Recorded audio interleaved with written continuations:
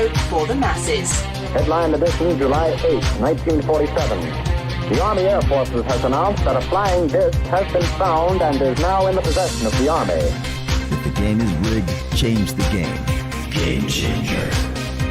I occasionally think how quickly our differences worldwide would vanish if we were facing an alien threat from outside this world. This is Fade to Black with your host, Jimmy Church, on the Game Changer Radio Network and KGRA, the Global Radio Alliance. I need your help to get to the year 1985. You are listening to Fade to Black with Jimmy Church on the Game Changer Network. Good evening. Fade to Black. Bespoke radio for the masses. Yeah.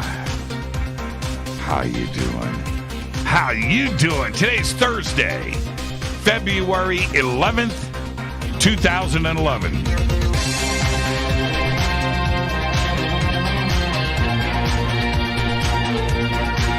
42 days into the new year. Only 323 days left. We are live from a bunker somewhere in the middle of beautiful downtown Burbank, California. And I would like to welcome everybody listening all around the world, all across the United States. Hither and thither, to and fro, back and forth, up and down, east and west, north and south, far and near. This is Fade to Black for KJCR, the Game Changer Network, and KGRA, the planet. I'm your host, Jimmy Church. What is cracking, everybody? How you doing? Yeah, man, it's Thursday. It's another Fadernight. It's open lines all night long. It's it. All open lines all night long. That's right. UFOs, conspiracy, the paranormal, supernatural, time travel, lost history, music, food, entertainment, comedy, whatever's on your mind. Whatever is on your mind. Jorge just tweeted out right now. No, it's an hour ago. Wow. It's been an hour since hashtag F2BQ has had a question posted in it. But anyway, this just caught my eye. It says, hey, Jimmy, what's your take on the whole Marilyn Manson debacle? Yeah. Cancel culture. Crazy. Not sure what's going on with Marilyn. Man. Today, look, I'll talk about this in just a minute. Gina Carano. It's just, no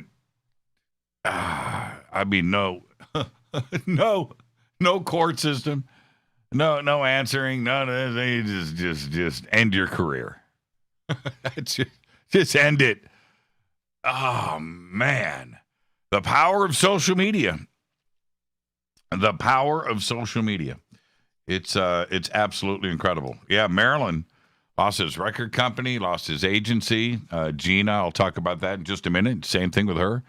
And it seems to be, and Jorge, thank you for pointing that out. But it's really funny.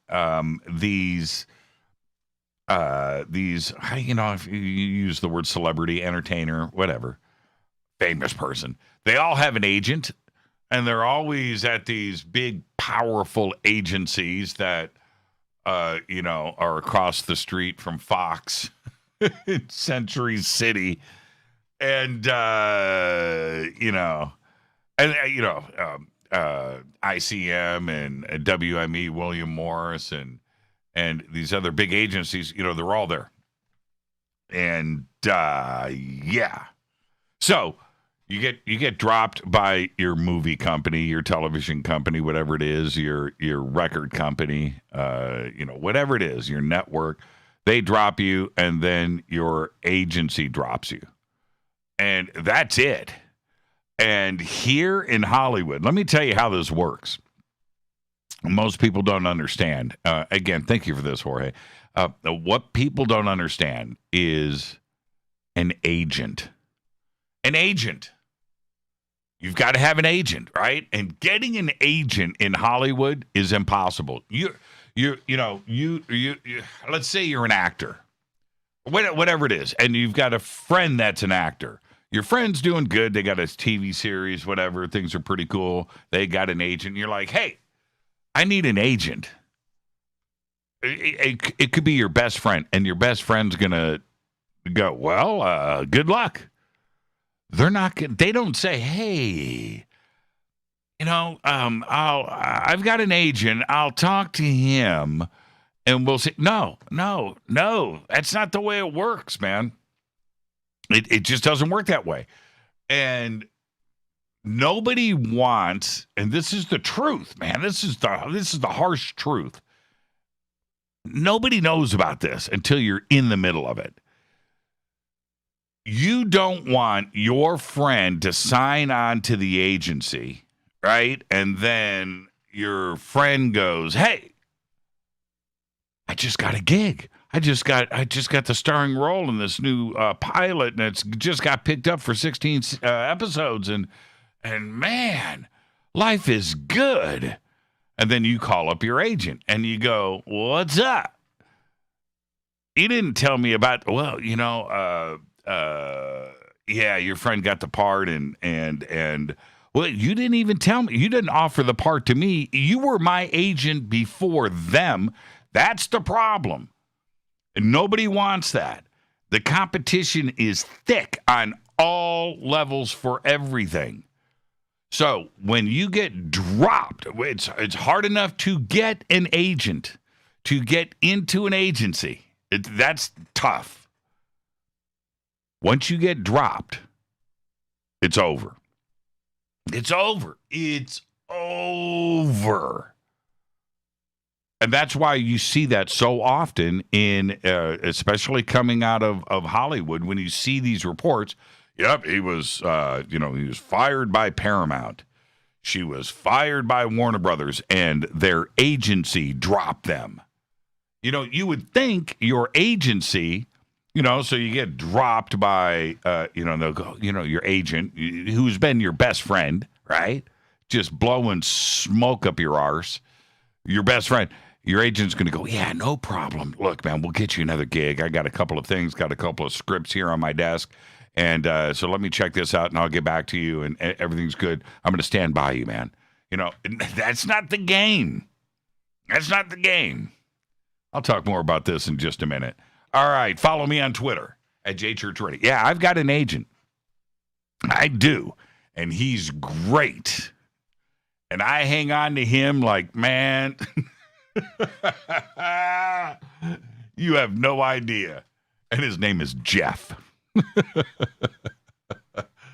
Oh, man. Okay. All right. Oh, jeez. Okay.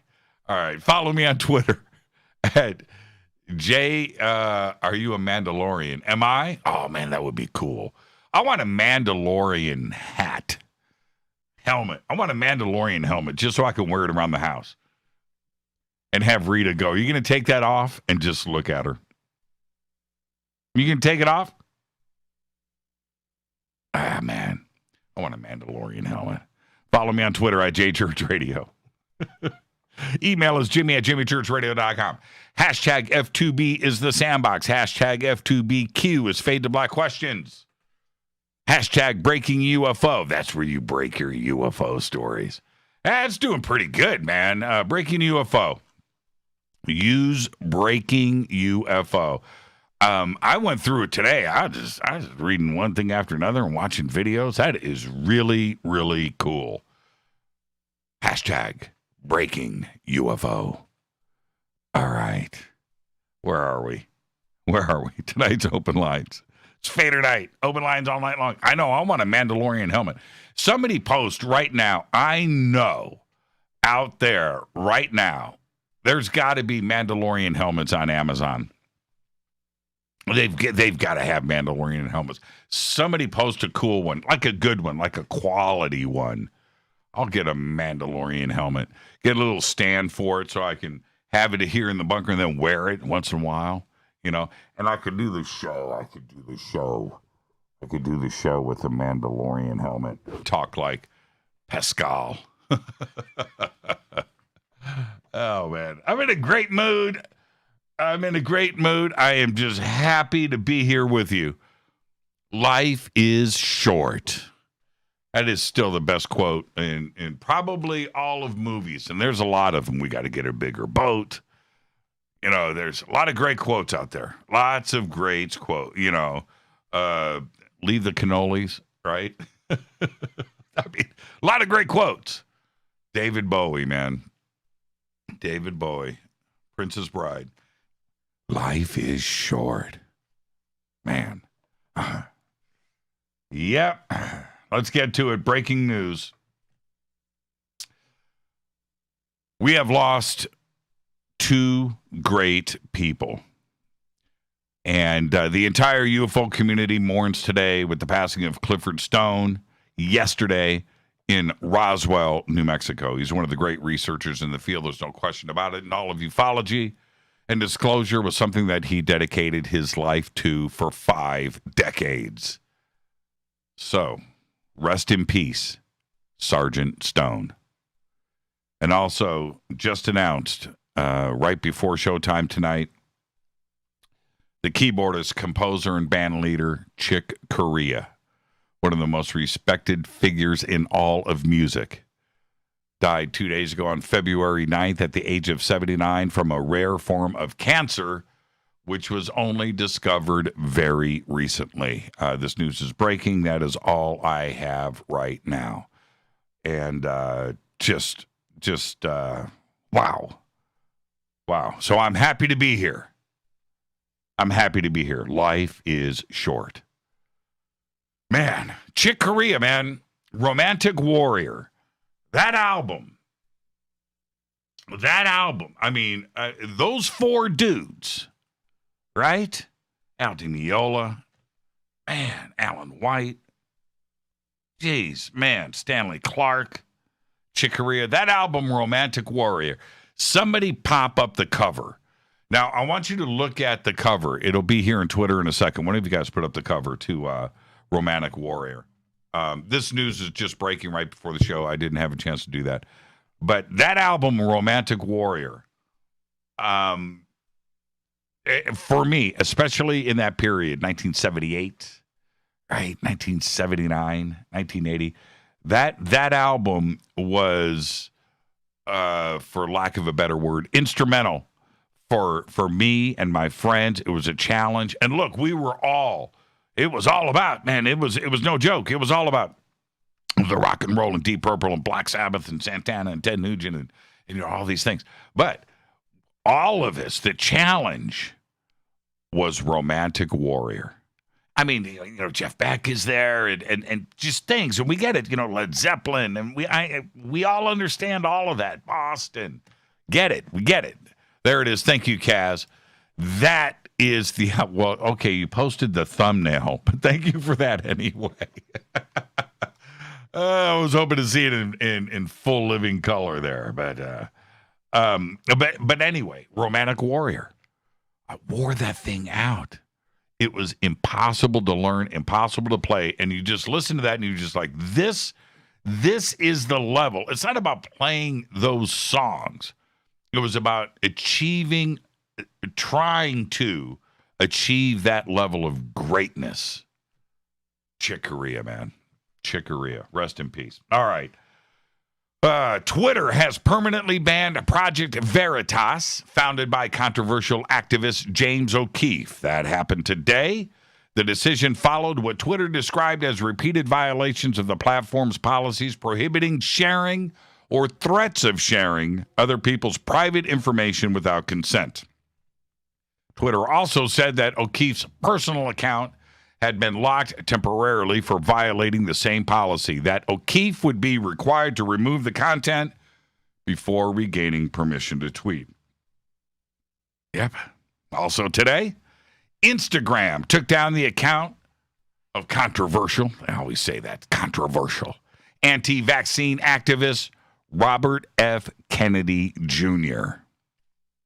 I mentioned earlier, Gina Carano, who starred as Cara Dune in The Mandalorian, won't appear in any future Star Wars projects after she shared offensive social media posts, including one that compared Nazi Germany to the current political landscape. Today, Lucasfilm fired Carano, and United Talent Agency, UTA, dropped her as a client. Well, all right. That's all the bad news. I'm going to get to trippy news. With the latest SpaceX launch last week, which carried 60 more internet beaming satellites into space, the company's Starlink internet constellation grew to include about 1,000 active satellites, by far the largest array in the known universe. SpaceX now owns, now listen to me, SpaceX and Elon Musk, the richest man in the world. And Elon Musk is, not only did he go from whatever to number one, the richest man on the planet, now he's by far the richest man. By the end of 2021, he is going to be number one by double. You watch. Elon Musk is going to be a trillionaire in 2021. That's my prediction.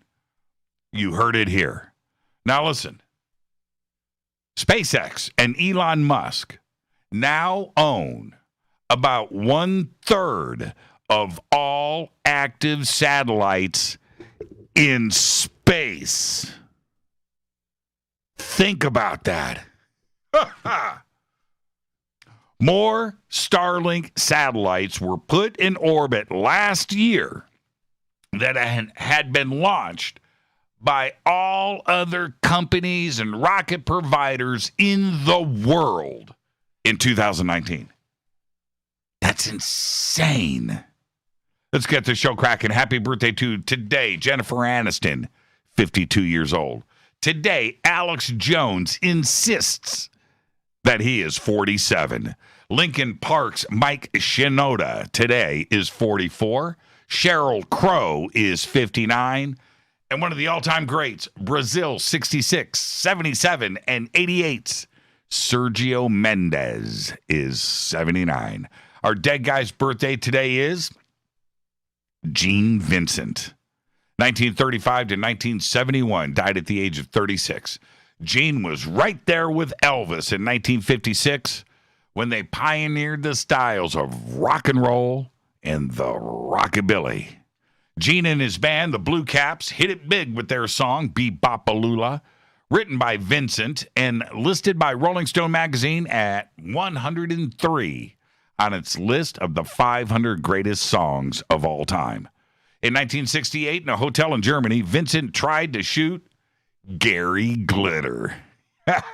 He fired several shots but missed, and a frightened Glitter left the country the next day. This may be a greater contribution to rock and roll, by the way, than the song Be-Bop-A-Lula. I'm just saying, seriously, think about that. Gene died at the age of 36 on October 12th, 1971, from an internal hemorrhage and heart failure while he was visiting his father up the street in Saugus, California. On this day in history, OTD 1990, it went down. Nelson Mandela is released from prison after 27 years, creating the Mandela effect. Fader fact. Fader fact. The oldest shark fossils are 455 million years old. This makes the species 200 million years older than the dinosaurs. Chew on that. Tonight's another Fader night with open lines all night long. Call in number 747-228-2779. 2051. $129 for a Mandalorian helmet? Hey, Rita, check that out. It's on Amazon. I want a Mandalorian helmet. I want to walk around the house in a Mandalorian helmet. Here's another one. How much is this one? I don't see it. $36.99. Rita won't stand for that. She wants the best. She wants the best on this helmet. She wants the best helmet on this helmet. I need a Mandalorian helmet. All right, let me hit this River Moon coffee. I want you to go to ConsciousLifeExpo.com, get your tickets, because this time next week, we're going to be gearing up, kiddies. That's right, Conscious Life Expo. ConsciousLifeExpo.com.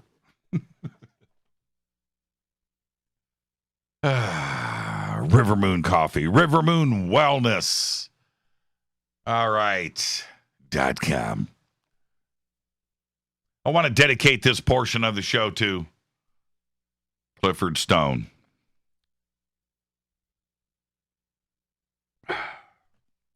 Rest in peace.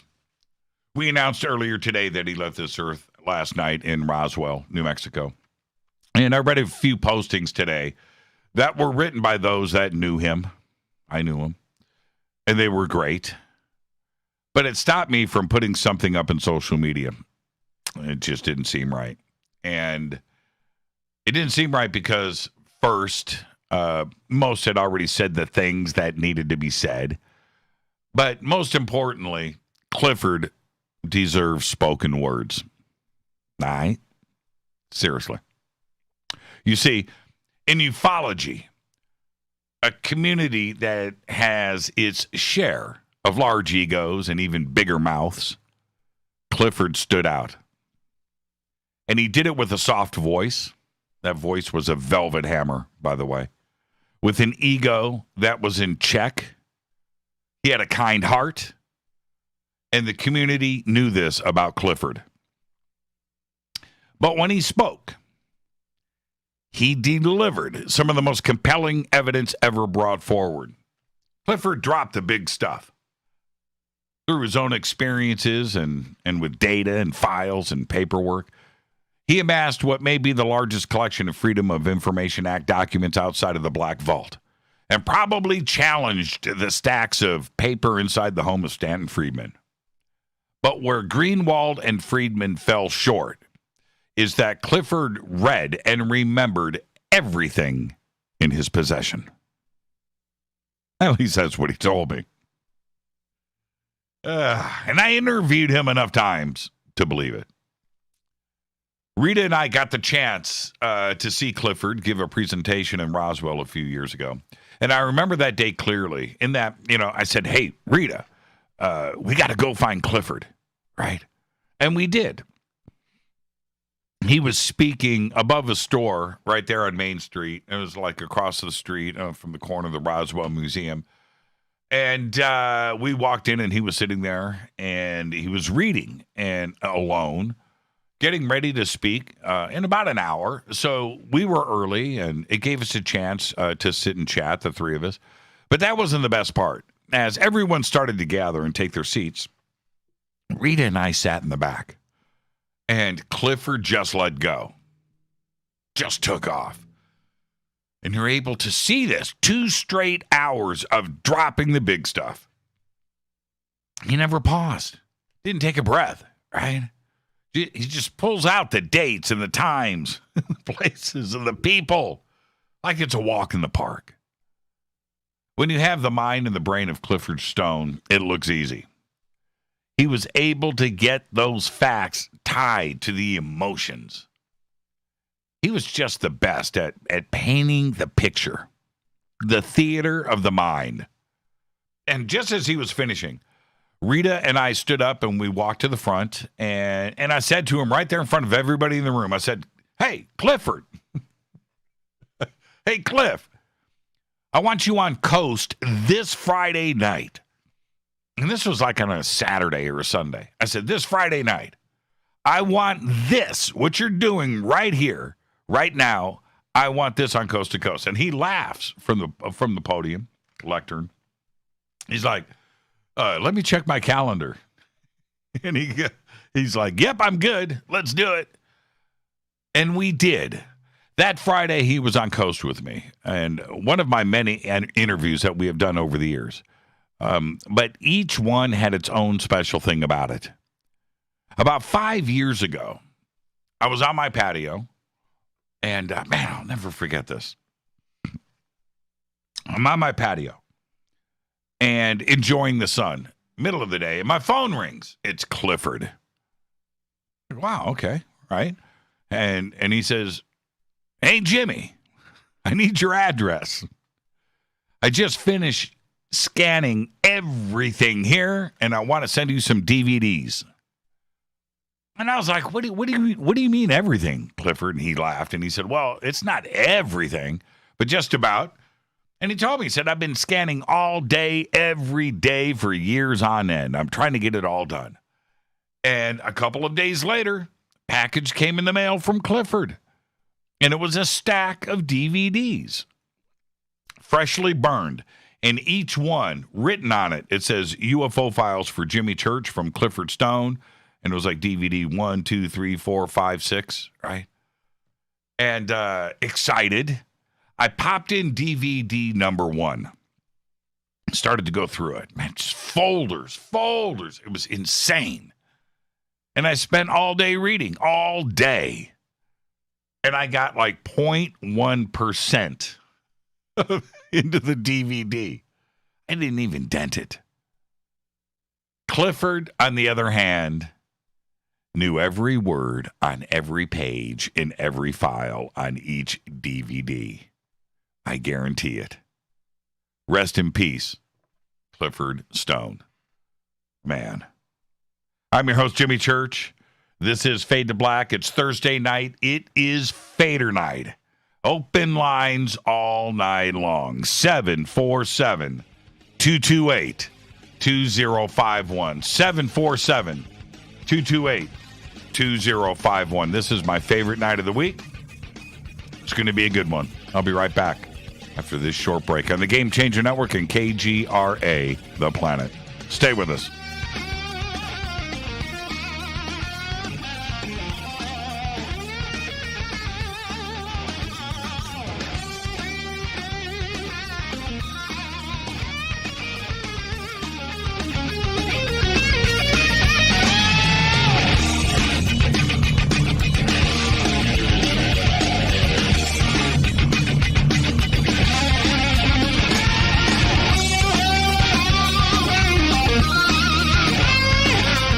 This is Nicole Church, daughter of you-know-who, and you're listening to Fade to Black on JimmyChurchRadio.com and the Game Changer Network.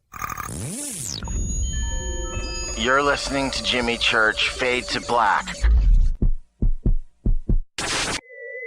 Fade to Black will now pause for alien identification.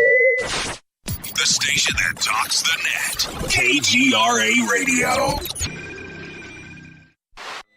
Introducing the Game Changer blend from River Moon Coffee that delivers a customized blend made specifically for the Fadernauts. If the game is rigged, change the game. It's a bolder cup with some bite. Game Changer is the coffee of choice for those that prefer an organic dark roast that is slightly lighter and milder, but it's still dark. With wild notes of pecans and chocolate with a rich, balanced, full-bodied cup that is roasted to perfection for a great coffee to start your day, as an after-dinner coffee or anywhere in between. Artisan, small batch roasted to perfection. USDA certified organic, all River Moon coffee is freshly roasted and packaged in the USA. Just go to rivermooncoffee.com or click on the banners over on our site and use the promo code F2BBLEND for 15% off of your order today.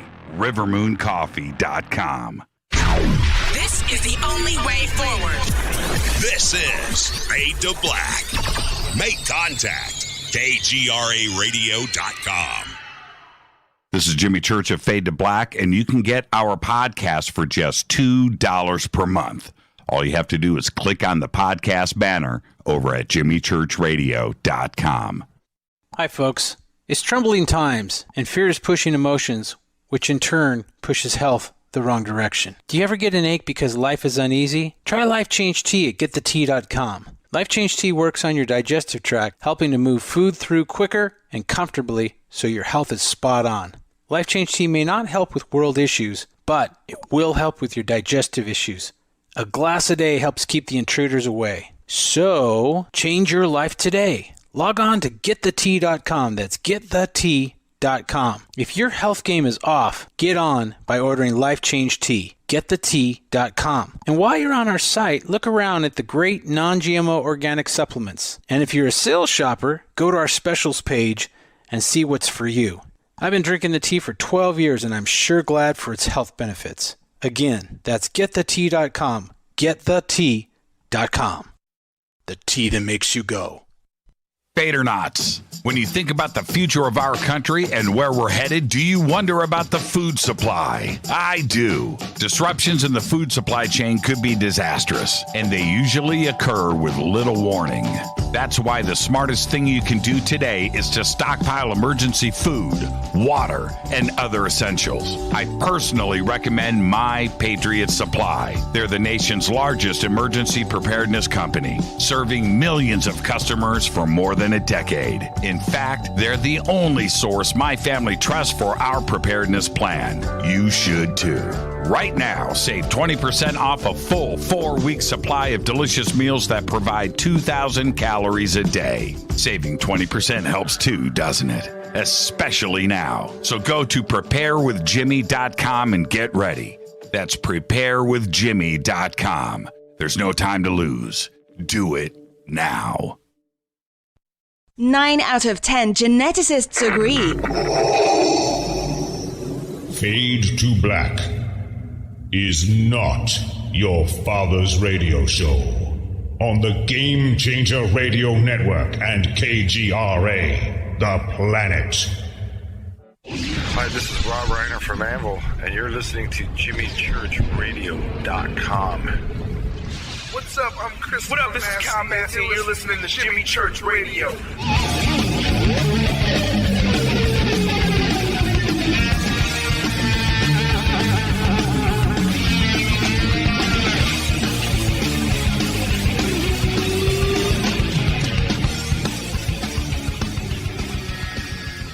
Welcome back. Fade to Black. I'm your host, Jimmy Church. All right. Here we go. It's Thursday night. It is Fadernight. Open lines all night long. 747-228-2051. Gonna get me a Mandalorian helmet. That's right. Gonna wear that around the house. When I'm cleaning out the garage, put on the Mandalorian helmet. That's right. Working in the backyard, Mandalorian helmet. Vacuuming, Mandalorian helmet. That's right. Washing the cars, Mandalorian helmet. Man, that'd be fun. Pull up to the car wash. Get out of the car wearing a Mandalorian helmet. Yeah. Man, I guess it would. It's not. It's legal to wear a helmet while driving, right? Crash helmet, you can wear that, right? There's nothing wrong with that. So what would be wrong with wearing a Mando? Yeah, while driving in the Jeep. I see. Oh, man. I know what Rita's doing right. She's like, oh, no, because she knows I'll do it. I'll do it right now. Going to get me a Mando helmet. Between Mandalorian helmets, tiny motorcycles, and our... yes. I agree with you, Lucinda. Yeah. Man, I would love to... Can I bring the swag cycle over to Lucinda's house? Lucinda, would you let me do that? We could, man. Lucinda's got the cool pad, and, it's big.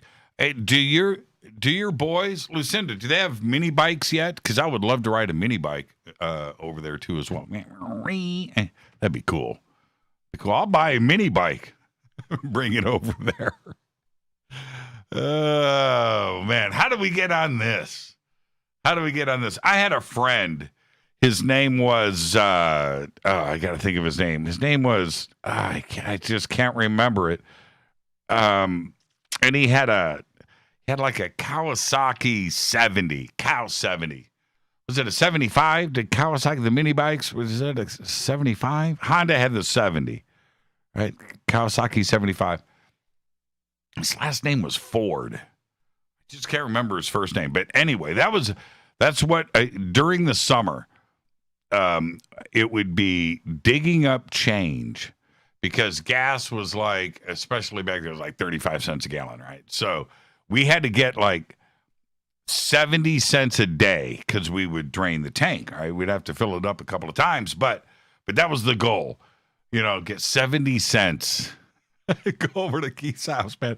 Dude, I got 27 cents. I'm like 10 years old. I got 27 cents. How much you got? Man, I got 15 because we spent everything the day before and the day before that. And that was funny, man. Digging up change anywhere I could, man. Nickels, dimes. But we would do it. We'd somehow pull it off. Yep. All right. Let's go to the phones. Let's see who's up first. 747-228-2051. Hi, you're live on Fade to Black. Who's calling?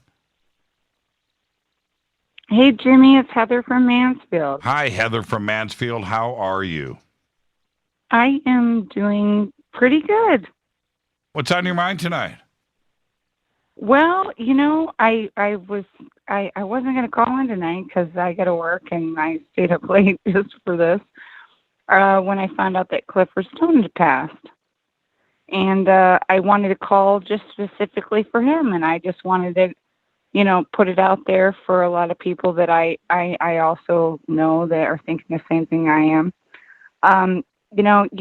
People in this community can go one way or the other when it comes to believing or not believing people. But there was one thing that Clifford, not only being a very intelligent and very well-spoken man, but his heart. When he would tell a story, I would cry. People would cry. He would the cry. Emotion, I know the emotion involved in his stories, in his recollections, in his lifetime. You can't deny that.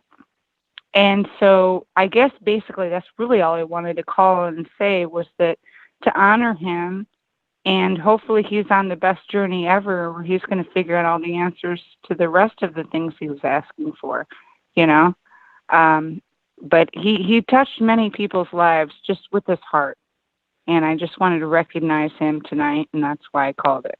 Yeah, he is, in my opinion, he is always going to get that response from everybody. That's exactly the way that people look at Clifford. Because he spoke with his emotions right there exposed for everybody. He did. Yep. He did. He didn't hold back.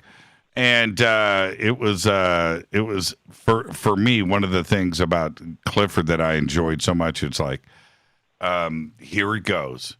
Here it goes. He knows he's got us dialed in. I mean, in that he was a great orator, and he knew how to yank at your emotions. He knew, and that's the most effective way of trying to. Because look, if you are, actually, I'm hoping that he didn't know. No, that he was just being real. No, that he was being real. But what I'm saying is, you need to be in the moment. And you need to know what he was going through at that moment. I mean, there is a way to tell a story. Hey, I got, I got attacked by Bigfoot, right? And Bigfoot came up and knocked me in the head, and my kids were there, and things, and then Bigfoot ran away. Okay, or you could tell this, how your kids were affected by this, and the look in their eyes, and you being a parent, and what was going on in that moment, and the fear that you had for your son and your daughter, and the way the emotion of the moment. That's what Clifford was great at, And he knew that. Mm-hmm. And that is something that most people don't know about. They don't appreciate. They don't go there. They go, yeah, okay, it happened at 10 a.m. But they don't tell you the rest of the story. Right. And that's it. And that was key to Clifford, because I remember, look, I've seen Clifford on TV. I've interviewed Clifford. I've seen the presentation. I've seen all that. We all have, right? But when you're live and you're sitting there, as Rita and I, and I'm watching him, and he was not healthy. He had issues with his legs. He had issues with his feet. He was going to the VA every day. I remember him telling me, man, I got to drive 3 hours one way, and I got to drive 3 hours back, and I've got to schedule this, and to go to the doctors, and he had his health issues. So he's up there knowing that he's got these health issues, and he's up there pacing back and forth, and he is, telling the facts and the people and the names and the dates and the places, tying all of that in with the emotional side of things. And he had a great way of doing it. And I'm telling you, you sat there and listened to every word. He was so good at it. And I loved it. And that's what everybody that had a chance to hang out with Clifford knows exactly what I'm talking about. And we lost a great one. Oh, man. Yeah. And you know what? I'm gonna let you. I'm gonna be straight. We got an extra 10 years out of Clifford. Okay, we did. His health was not good, and to the bitter end, he was with us. We got an extra 10 years out of him. So there you go. We got to respect all of that. Yeah. Rest in peace, Clifford. Thank you. Go ahead. Yeah, absolutely. I couldn't. Not saying I couldn't say anything else but that, but I do want to add two little side notes. When is Jason Quick coming back for Conspiracy? I forget, what is it, 10 now or 11? Yeah, we're booked up, but it would be like 10 or 11. We're so solidly booked up right now, and we've been talking to Jason and trying to get his schedule to line up with ours. So I don't know. Okay, so why do you ask? Okay. Well, I'm asking just because it's become the new norm that if you have, and I'm not going political, I'm not taking a side, but I'm just saying at the point now, if you have anything that it goes against whatever narrative is out there, it's considered conspiracy theory. And so I'm kind of like, okay, is conspiracy theory now, like you had said, the new norm? Where if you say anything that doesn't agree with somebody, it's conspiracy theory. And now I'm wondering, are we even going to be allowed to do that show on your show anymore? Yeah, that's a good because point. it's going to be like, well, no, you can't say that anymore, because now you might be going into territory that we can't talk about. Yeah, I know. So I'm just wondering if you were going to do another one, and whether or not you could talk about the conspiracy of conspiracy. Heather, enjoy your weekend, Heather. Thank you so much. All right. Love you, man. It was a great phone call. Happy Fadernight to all the faders, and love you all, and fade to black. There you go. Thank you so much, Heather. Heather from Ohio. And she brings up a great point. The conspiracy of conspiracy. People forget. This is people. Not only do people forget, but people don't even know the definition, what conspiracy theory is. The definition of conspiracy is two people or more committing a crime, conspiring together to commit a crime. That's a conspiracy. You're getting charged with a conspiracy because you and your two buddies were robbed a bank. You kidnapped somebody. You were selling drugs, whatever it is, right? That's a conspiracy. Conspiracy today has now got its own modern definition, which is something else totally different. Now, conspiracy theory.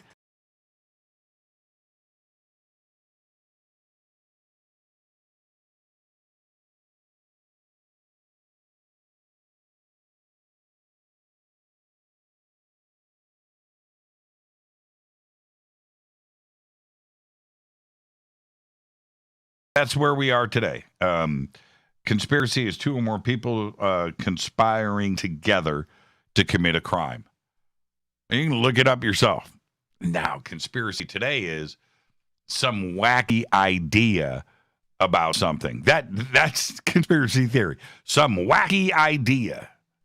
Crazy. Let's go back to the phones. Hi, Hey, Jimmy, can you hear me all right? Mm-hmm. Who's calling? My name's Ed. My name's Ed from Connecticut. All right. I was a personal friend of Clifford's. So I wanted to say a few things if you got some time. Absolutely got the time. I was friends with him for the last 10 years of his life, and I was probably one of the... I never call a radio shows. That's not something I do. I just felt like I had to for my friend. Sure. I get it. I was probably one of the first... I was probably one of the handful of people that probably stayed in regular touch with him outside of his family for the last 10 years. I know most of the people in the UFO field I've kind of kept a private life. I kind of made a decision a while ago to not be a public person. Mm-hmm. It may change someday, but that's how I kept it. And I called Clifford out of the blue in my mid-20s, about 10 years ago. And he would take calls from anyone at that time.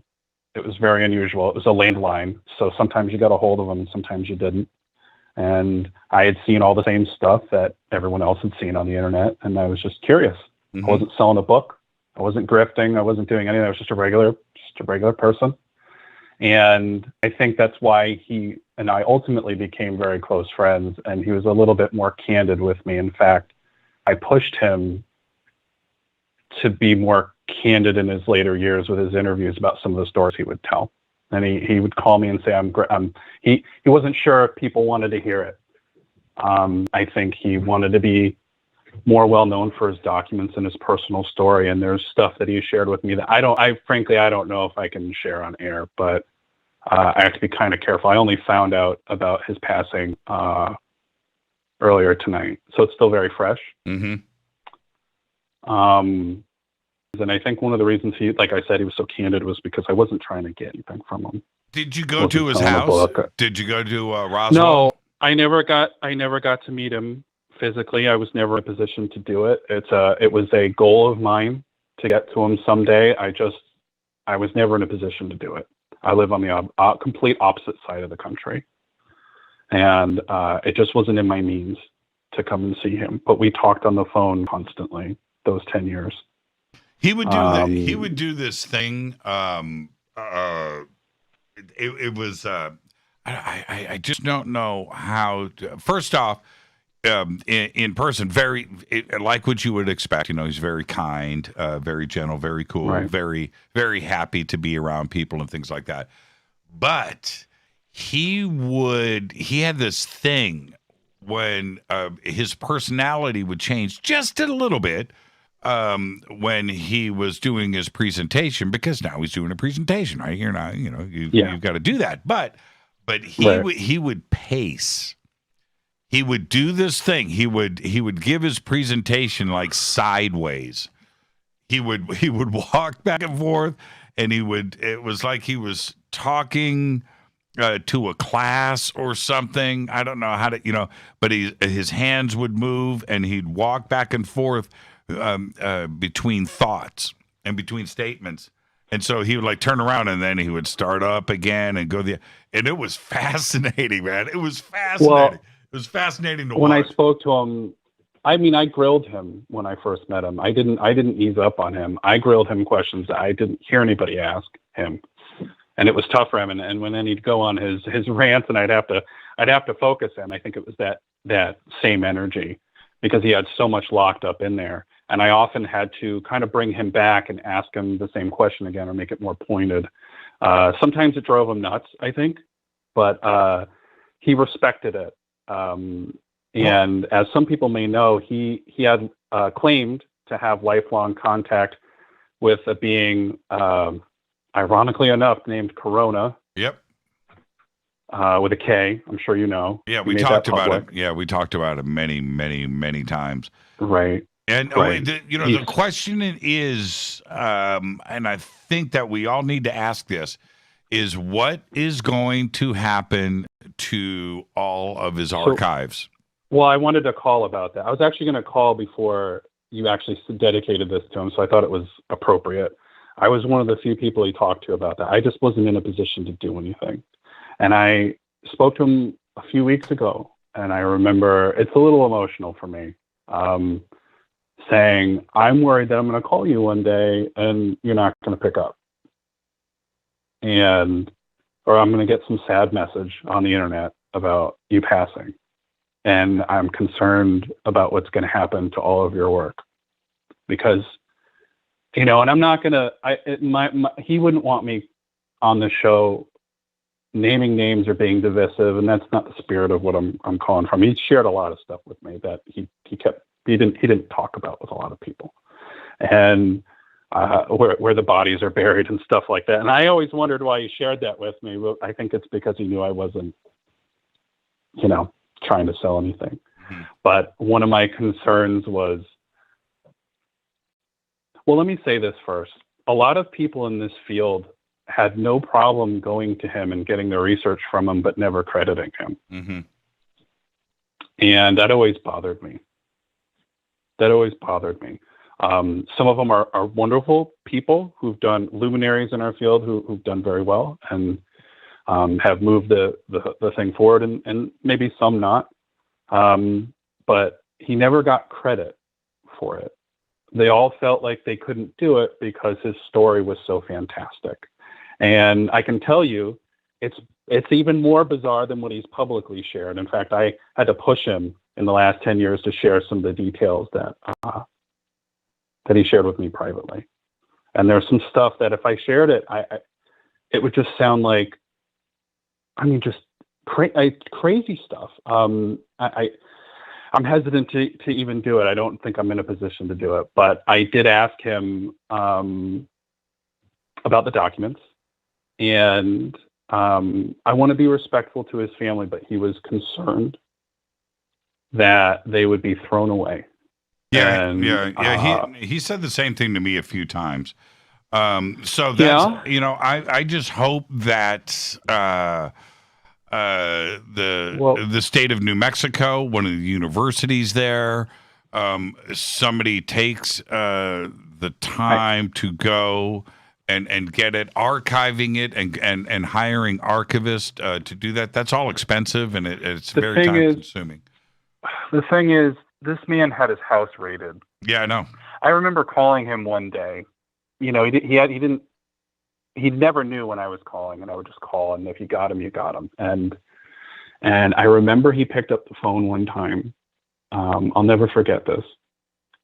And you know how when you call somebody, they're in the middle of talking to other people. You know what I mean? Before they say hello to you, you hear their conversation. Mm-hmm. That was what was going on. And he was talking to serious as a heart attack people that it was very suggestive that he was never really out, if you know what I mean. Mm-hmm. That they tapped him for life, and they made his life miserable, and they would constantly come into his home and take his stuff.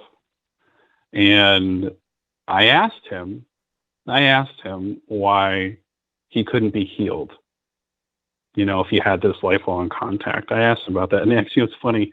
He told me that he and I had been talking so long over the phone that Corona was aware of me and appreciated, I guess, the fact that I was trying to get to the heart of the matter whenever I spoke to him and was a friend. Mm-hmm. I don't know. Mm-hmm. That's what Clifford said. You know what I mean? I wasn't there. I can't verify that, but that's what he said.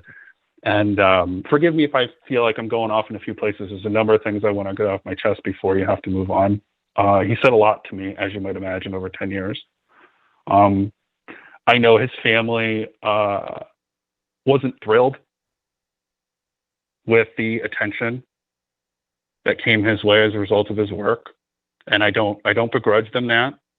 It wasn't from a nasty place, but he was concerned that his documents would just be thrown out.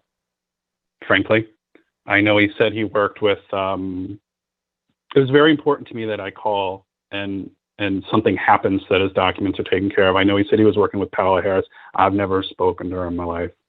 I don't know her, but I know of her, but I know that he was trying to get his life story down with her. He was in the process of doing that when he spoke to her, but he was deeply concerned. I know he had arrangements with scientists for stuff that people aren't aware of that he has, and he wouldn't even tell me who they were because he didn't want me to get in trouble. I'm just some dude, you know what I mean? I was just a friend. Right. I'm just a regular dude. He didn't want to get me in trouble, and I just don't know to what extent. But people need to know something. He would tell me all the researchers who come around and show all their interest in him, you know, they never bothered to ask the regular people in his life if what he's saying was true. He said, I was the first person in all these years to ask him. So I said, you know what, I'll do that. I'm not an investigative reporter. I'm not selling a book. I'm not on a show. Just a dude, just calling him. And so I hit up, he gave me some names, and I won't say who they are. It's not my place to do so. But people that he worked at a local Job Corps as a security guard, not exactly glamorous work. And he was loved there by the local kids. And Clifford lived in poverty. He had no money. Mm-hmm. And the area that he was in was not a rich area. He was a guard for poor Native American and Hispanic children, people who were busy trying to survive in life and were not big UFO nerds. Mm-hmm. These people were just day-to-day surviving. Mm-hmm. All right. Mm-hmm. And the reason I bring that up is because I asked them about Clifford, and they all had stories. One of them talked about how they'd ask him, hey, Clifford, we want to see an alien. And he'd laugh and he'd say, well, be careful what you ask for. Mm. And they all would go out into the property, and I don't know. I don't think people know this, and I feel a duty bound to kind of put this on the record. Well, thank you for that. So bear with me, please. Well, Ed, I'm up against a break. I got about 20 seconds. I have more to say. I can hold. Well, why don't we do this? Why don't you call back next Thursday? Call back next Thursday, and let's just continue the conversation. How's that? I would love it. That'll be fine. There's a lot more to share, but I think the documents, by far, people need to. I want to make sure that those are taken care of. Yeah, and so do I. So do I. Thank you for the phone call, Ed. And I'll talk to you next Thursday, and let's have another Sergeant Stone night. Thank you so much. Thank you. Thank you, Ed. It's a great phone call right there, and I'm right up against a break, so let me get this in. 747-228-2051. If you're on hold, stay right there. The phones are busy tonight. 747-228-2051. I'm your host, Jimmy Church. This is Fade to Black. Follow me on Twitter at JChurchRadio, on the Game Changer Network, and KGRA, The Planet. Stay with me. I'll be right back.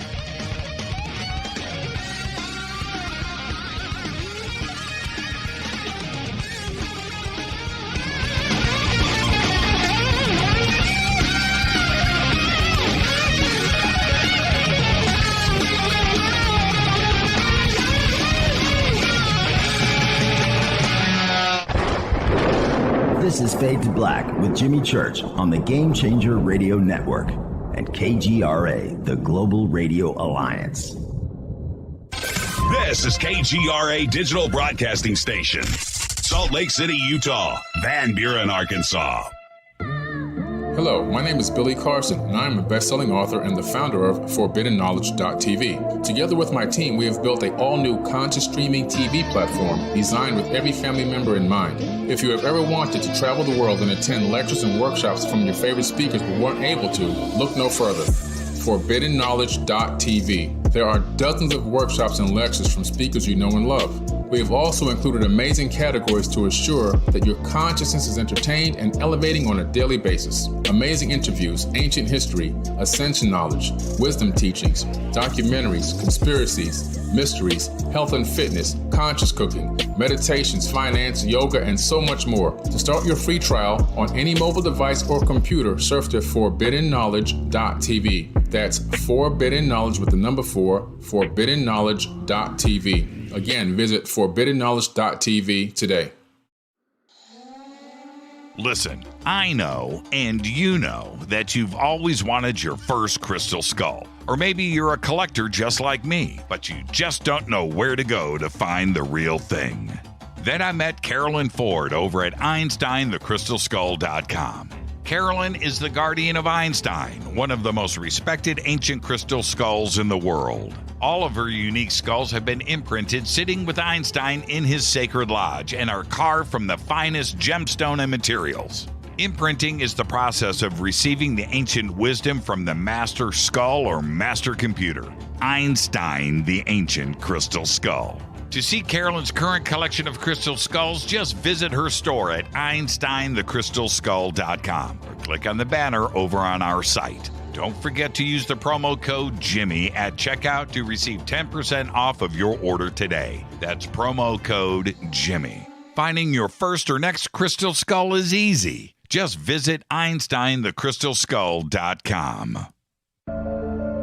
When you take the beans from Central America with dashes of Indonesian and African mixed in and then roast it to the dark side of Fade to Black, you create the ultimate brew of fringe.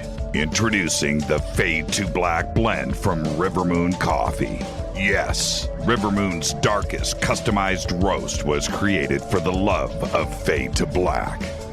The alchemy of masterful roasting and smoking the beans is in every sip of this full-bodied, dark Java. I need my coffee dark, deep, with distinct bittersweet chocolate highlights, just like the bunker.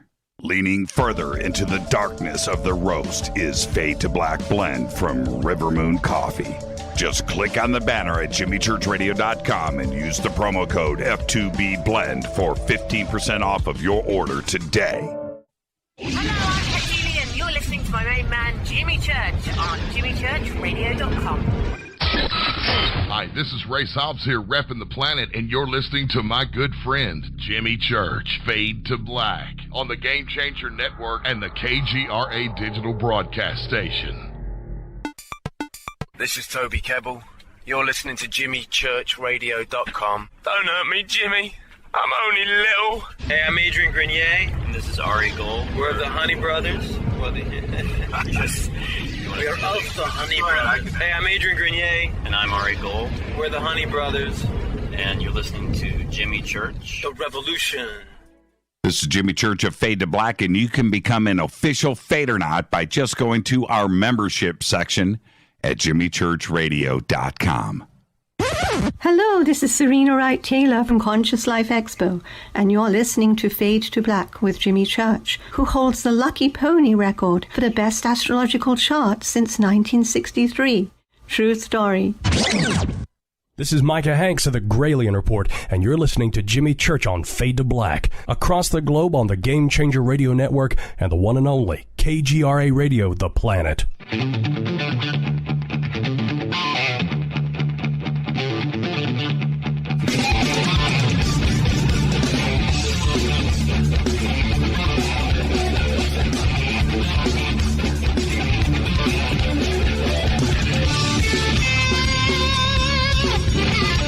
Welcome back, Fade to Black. I'm your host, Jimmy Church.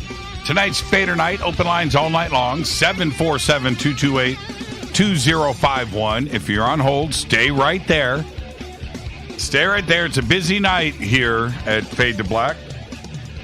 And Clifford Stone passed away yesterday in Roswell, New Mexico. And just not only a pillar of knowledge for our UFO community, but always a shining beacon of light, and meant a lot to all of us. And joining me right now on Fade to Black is Paola Harris. Paola, how are you tonight? Well, it's been really, really hard, Jimmy. This was a very close friend. I've known him for 20 years, and I was just at his house October 15th of this year. So it's been really tough, but as you said before, this is not only a pillar of truth. He was a very, very brave man, very brave. My morning started out today with a text from you, and I had to rub my eyes for a second and take another look at it, and I got the news from you, but that's how I started out my day, and I thought about you, I thought about Clifford, I thought about the community. And it was a shock. But, I'm going to say this before we get back to Clifford, and I really mean this. He gave us an extra 10 years. His health was he hung on. He hung on. He did. And I'm thankful for that. I'm thankful for that. He went through an awful lot this last 10 years.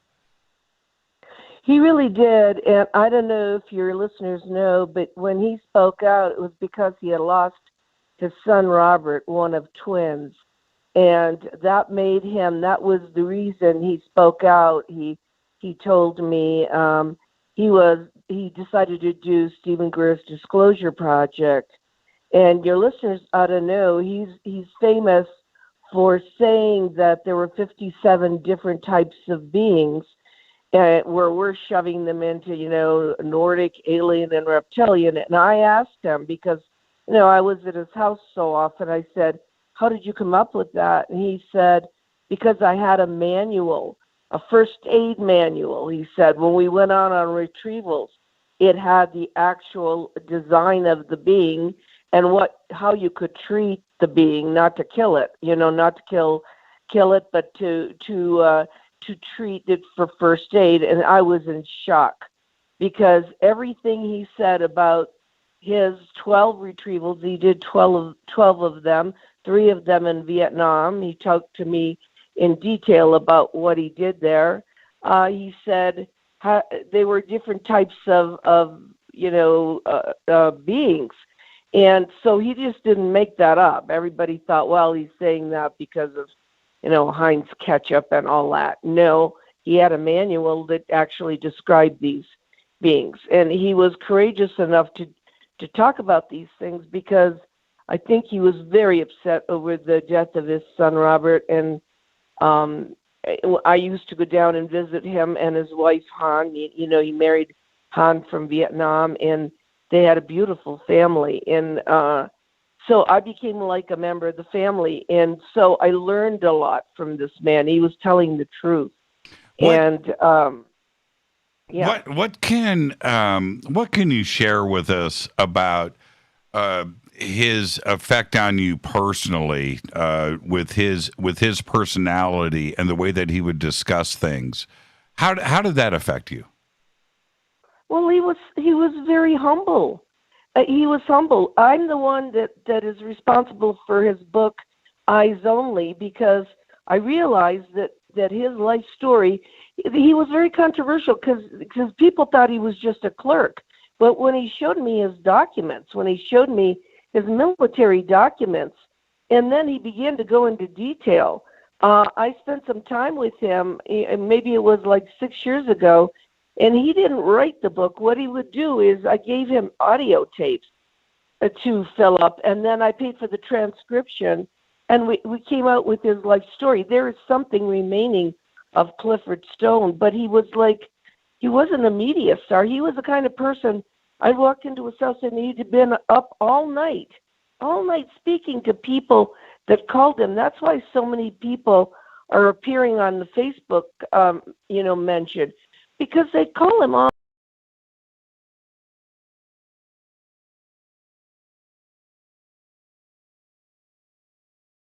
And I noticed that a Swiss television weighed in this morning because they had gone to interview him.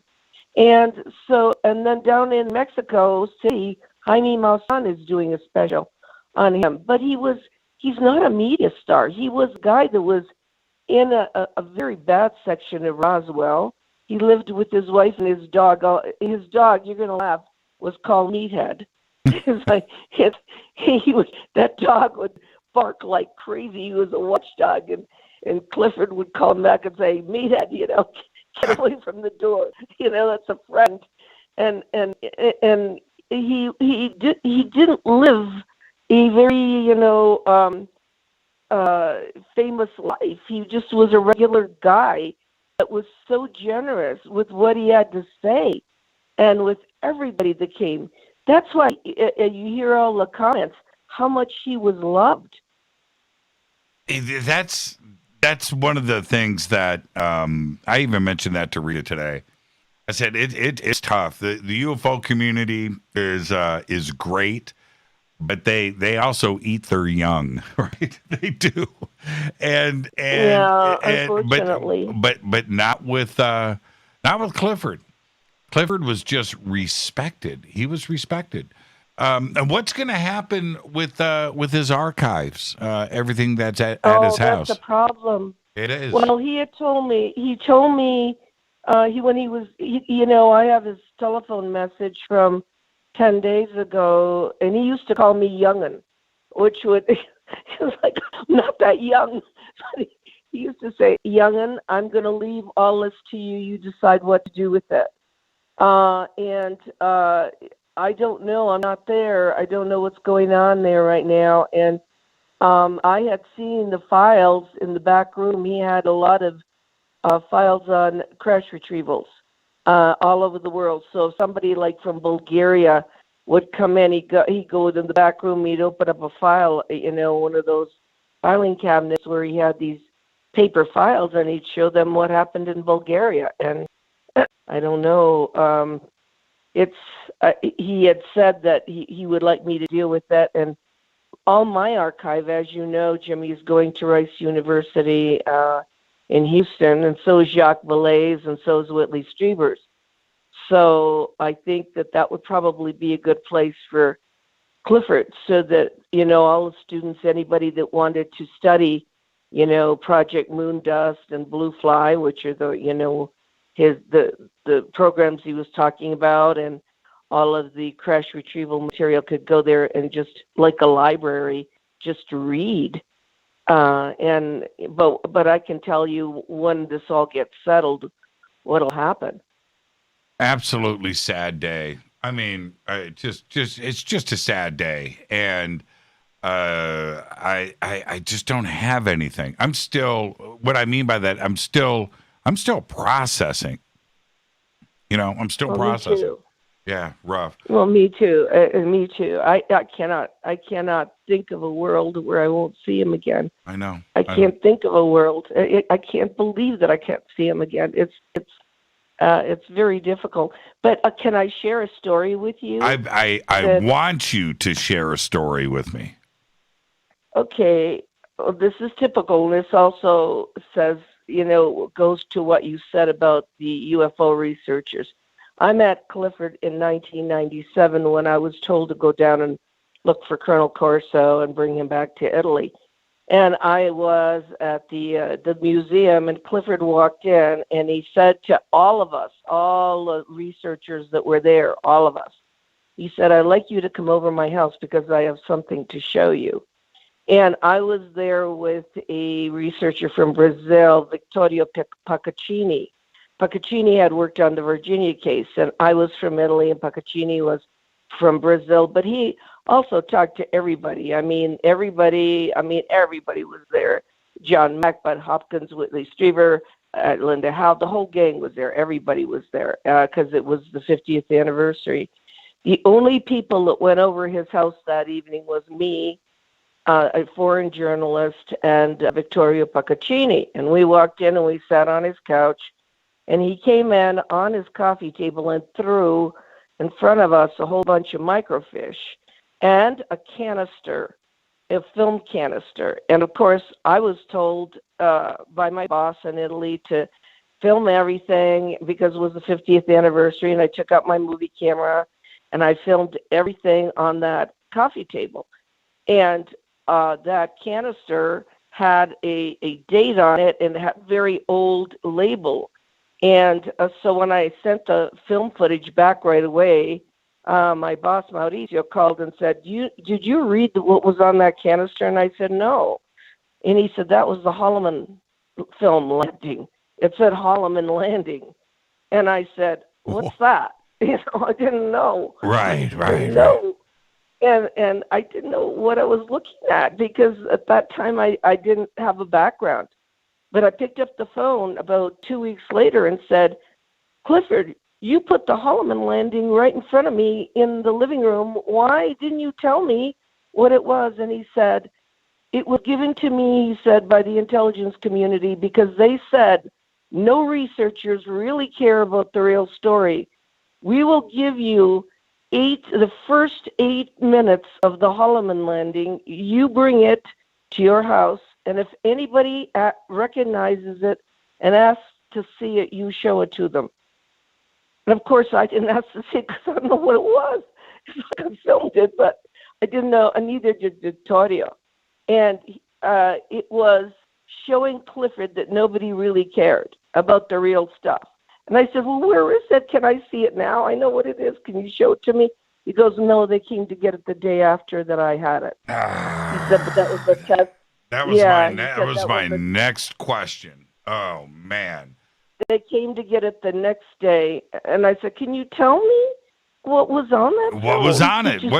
Did he see it? Yeah, and he did see it. And the closest I can tell you to what was on that film comes from a film that I think Emmett Eger worked on called UFOs Past, Present, and Future. Right. And I knew it. It's the one that Jacques Vallée is on, and and Rod Serling,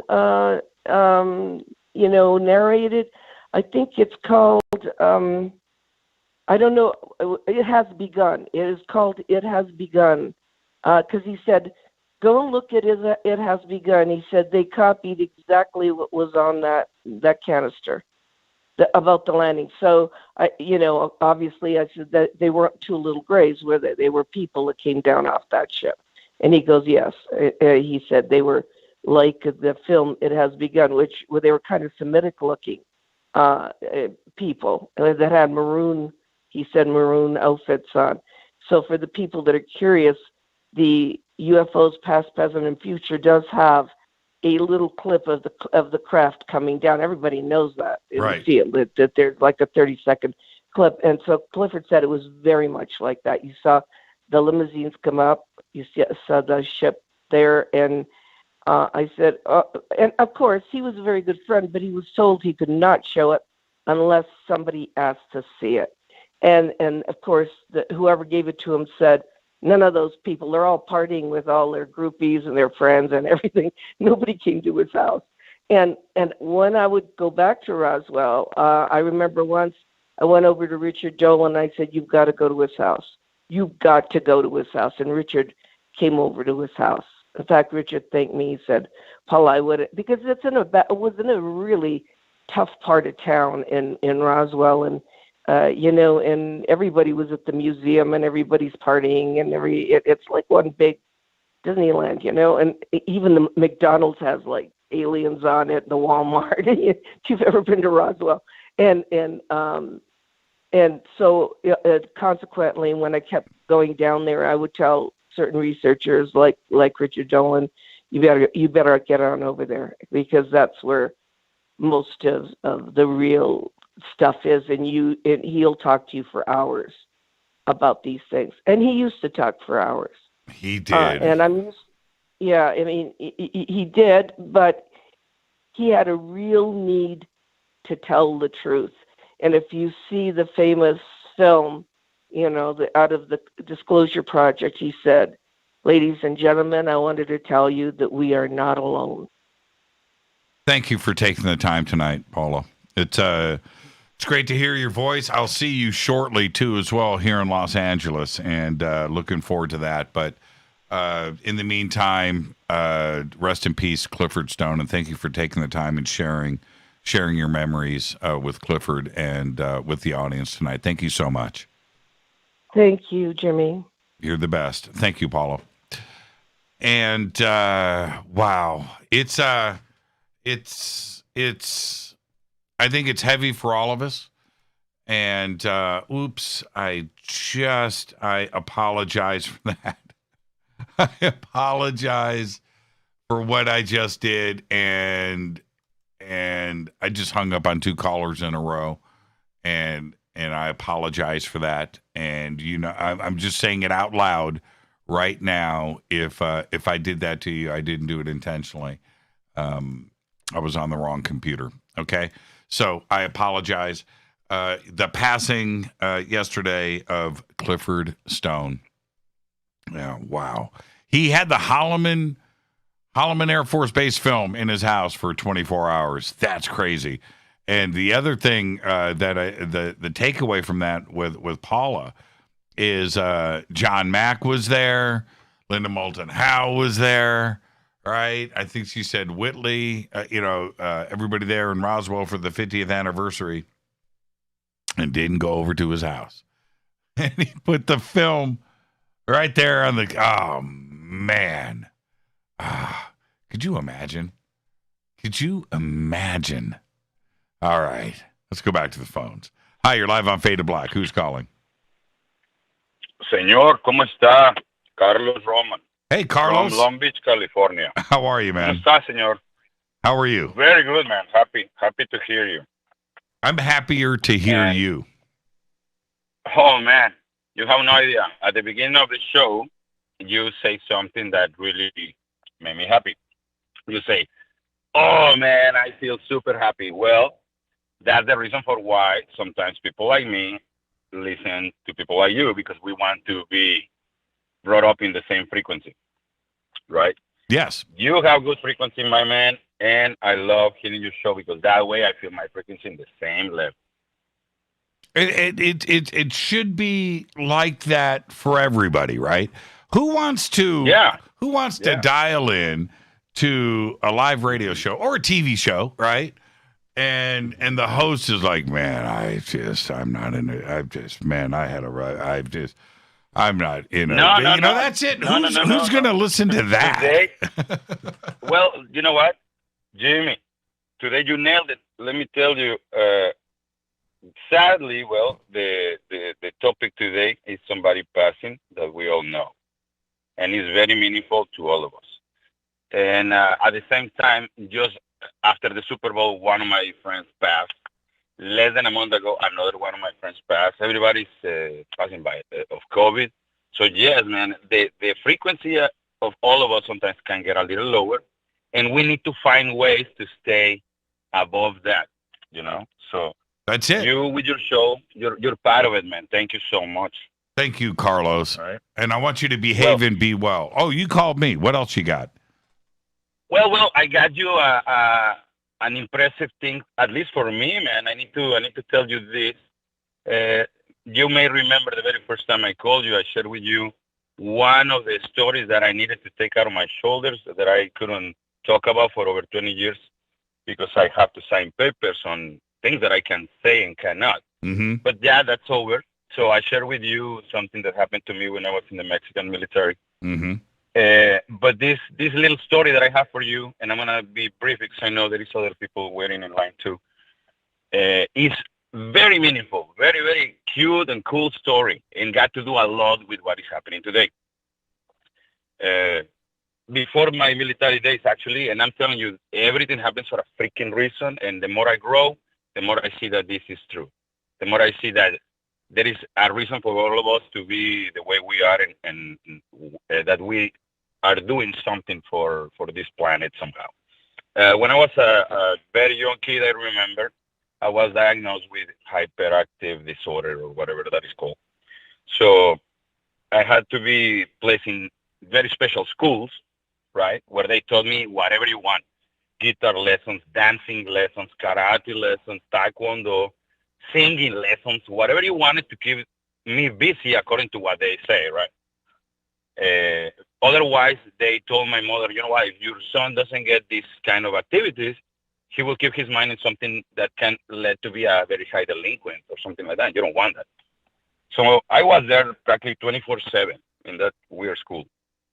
Later on, I was diagnosed with dyslexia, so they kept me there and a bunch of weird stuff. But the coolest thing is that every time that you were winning awards, you got to meet the president, which was amazing. So at 6 years old, I get to meet this Mexican president, right? Back in the day was De La Madrid, this guy De La Madrid. who already took us to ruins in Mexico and was explaining to us how all these things in Mexico were founded by people from other planets. And we all were very happy, right, to hear that even the president was saying things like that. But we were kids. Yeah? Mm-hmm. We were kids. So for us, was, well, you know, whatever. If they do the same, it must be. Later on, throughout the years, I had the opportunity to win some competitions. You know, I was very, very good at this and that. And again, there goes to meet the president. When we met the first president, it was very, very awesome because those days, I don't know if you remember that, for example, in the Mexican parades, we have Independence Day, and there is a parade where they show the Mexican power, military, but also your Mexican heroes. Back in the day, we had the opportunity to meet Valenzuela. Remember El Toro Valenzuela? Absolutely. Fernando Valenzuela, because the dude was Mexican, right? So they brought him to what we call the Mexican White House, Los Pinos, to meet us because we were the kids that were very well behaved and we won awards and we were good in competitions. So we met Fernando Valenzuela, and we met astronauts, and we met, you know, Air Force pilots from here. Well, obviously nobody should be offended because back in the day we used to call them the gringos, right? They will come to Mexico to meet us all, the gringos, the pilots and the astronauts, and really cool. The day that I met this guy, the president, I met this gentleman, an Asian gentleman, on Izuko. This guy was the coolest. All the kids were having the weirdest questions because he was an astronaut. And I remember back then already some of the kids saying, hey, so are the aliens coming to eat us, right? Are they going to come to attack us and eat us or something? And he's saying, no. I mean, that's why we exist. That's what we are, you know. That's never going to happen. You have to trust that there is always somebody protecting you. And no, it's not like that. There's actually more good than bad. His answers were always very universal, I guess, to protect us from whatever innocence we had as kids. But then there was this other gentleman there, an older guy, really sweet guy, super cool guy, right? That he actually will be more compassionate about his answers. I will tell all of us, no, you should not be afraid. They are your friends. Sometimes they are more afraid of you than we can be of them, blah, blah, blah. Right?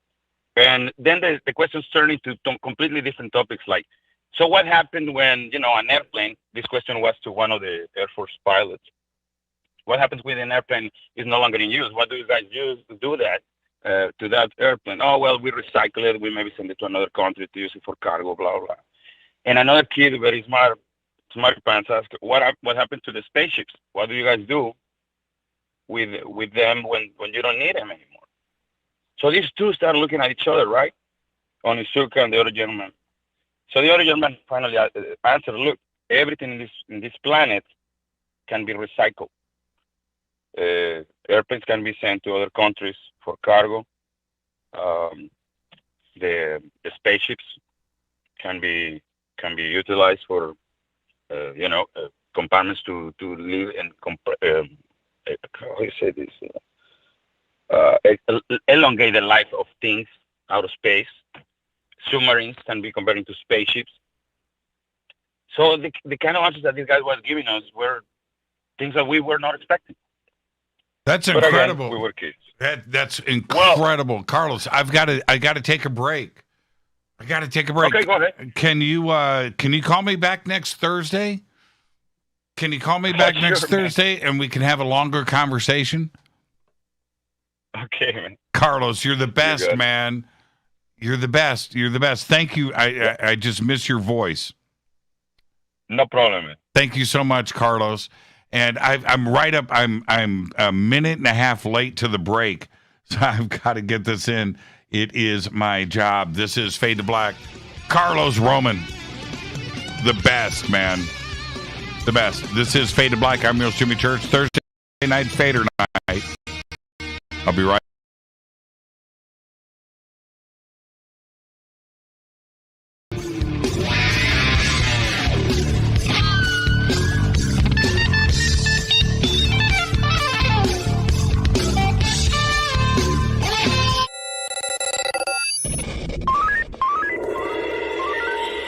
out here. We listen to Jimmy Church. You're listening to Fade to Black.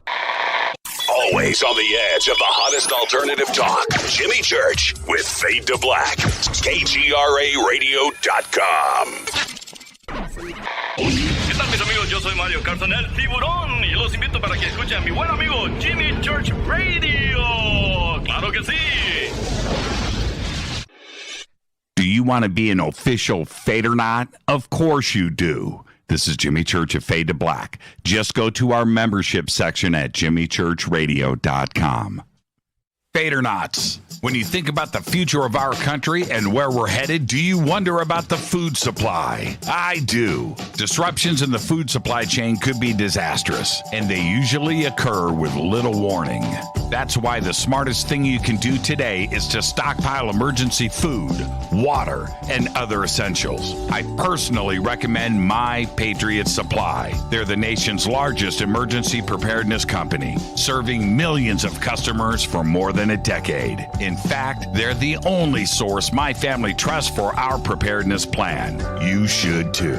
Right now, save 20% off a full 4-week supply of delicious meals that provide 2,000 calories a day. Saving 20% helps too, doesn't it? Especially now. So go to preparewithjimmy.com and get ready. That's preparewithjimmy.com. There's no time to lose. Do it now. So, you love talk radio? Then you'll love TalkStreamLive.com. TalkStream Live is always on, 24/7, with the best streaming talk shows. Find your favorite talkers and discover some new ones. It's free, readily available online or on mobile with any smartphone or tablet. Finding your favorite talk shows all in one place has gotten a whole lot easier. Just go to TalkStreamLive.com. Be sure to download the free apps from Google Play or the iTunes App Store. You listen to us, and we listen to you. And so does the CIA. KGRARadio.com. You are listening to Fade to Black with Jimmy Church on the Game Changer Network. Oi, oi, I'm Reese Evans. You're listening to Jimmy Church. This is Revolution. The revolution will not be televised. The revolution is on radio. Ciao.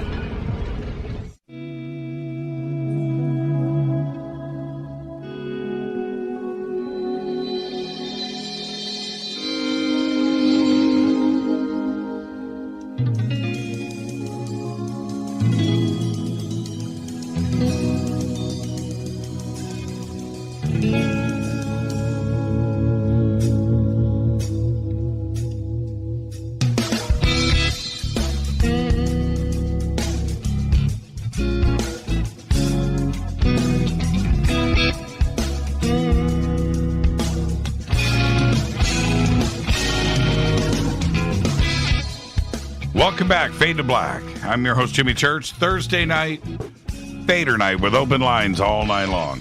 747-228-2051. And Rita just posted this. Is that as close as I'm going to get to the Mando hat? Rita, the Mando helmet, is that as close as I am going to get? Is this, man, this is bumming me out. I have the feeling that's as close as I'm going to get. That's it, is that meme right there. I want to talk to you about Virtual Shield VPN.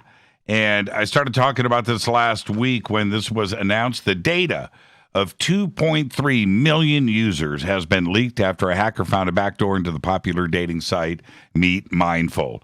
The personal data included names, Facebook IDs, emails, birth dates, and location data. The data has been uploaded to a public hacking forum for anybody to download.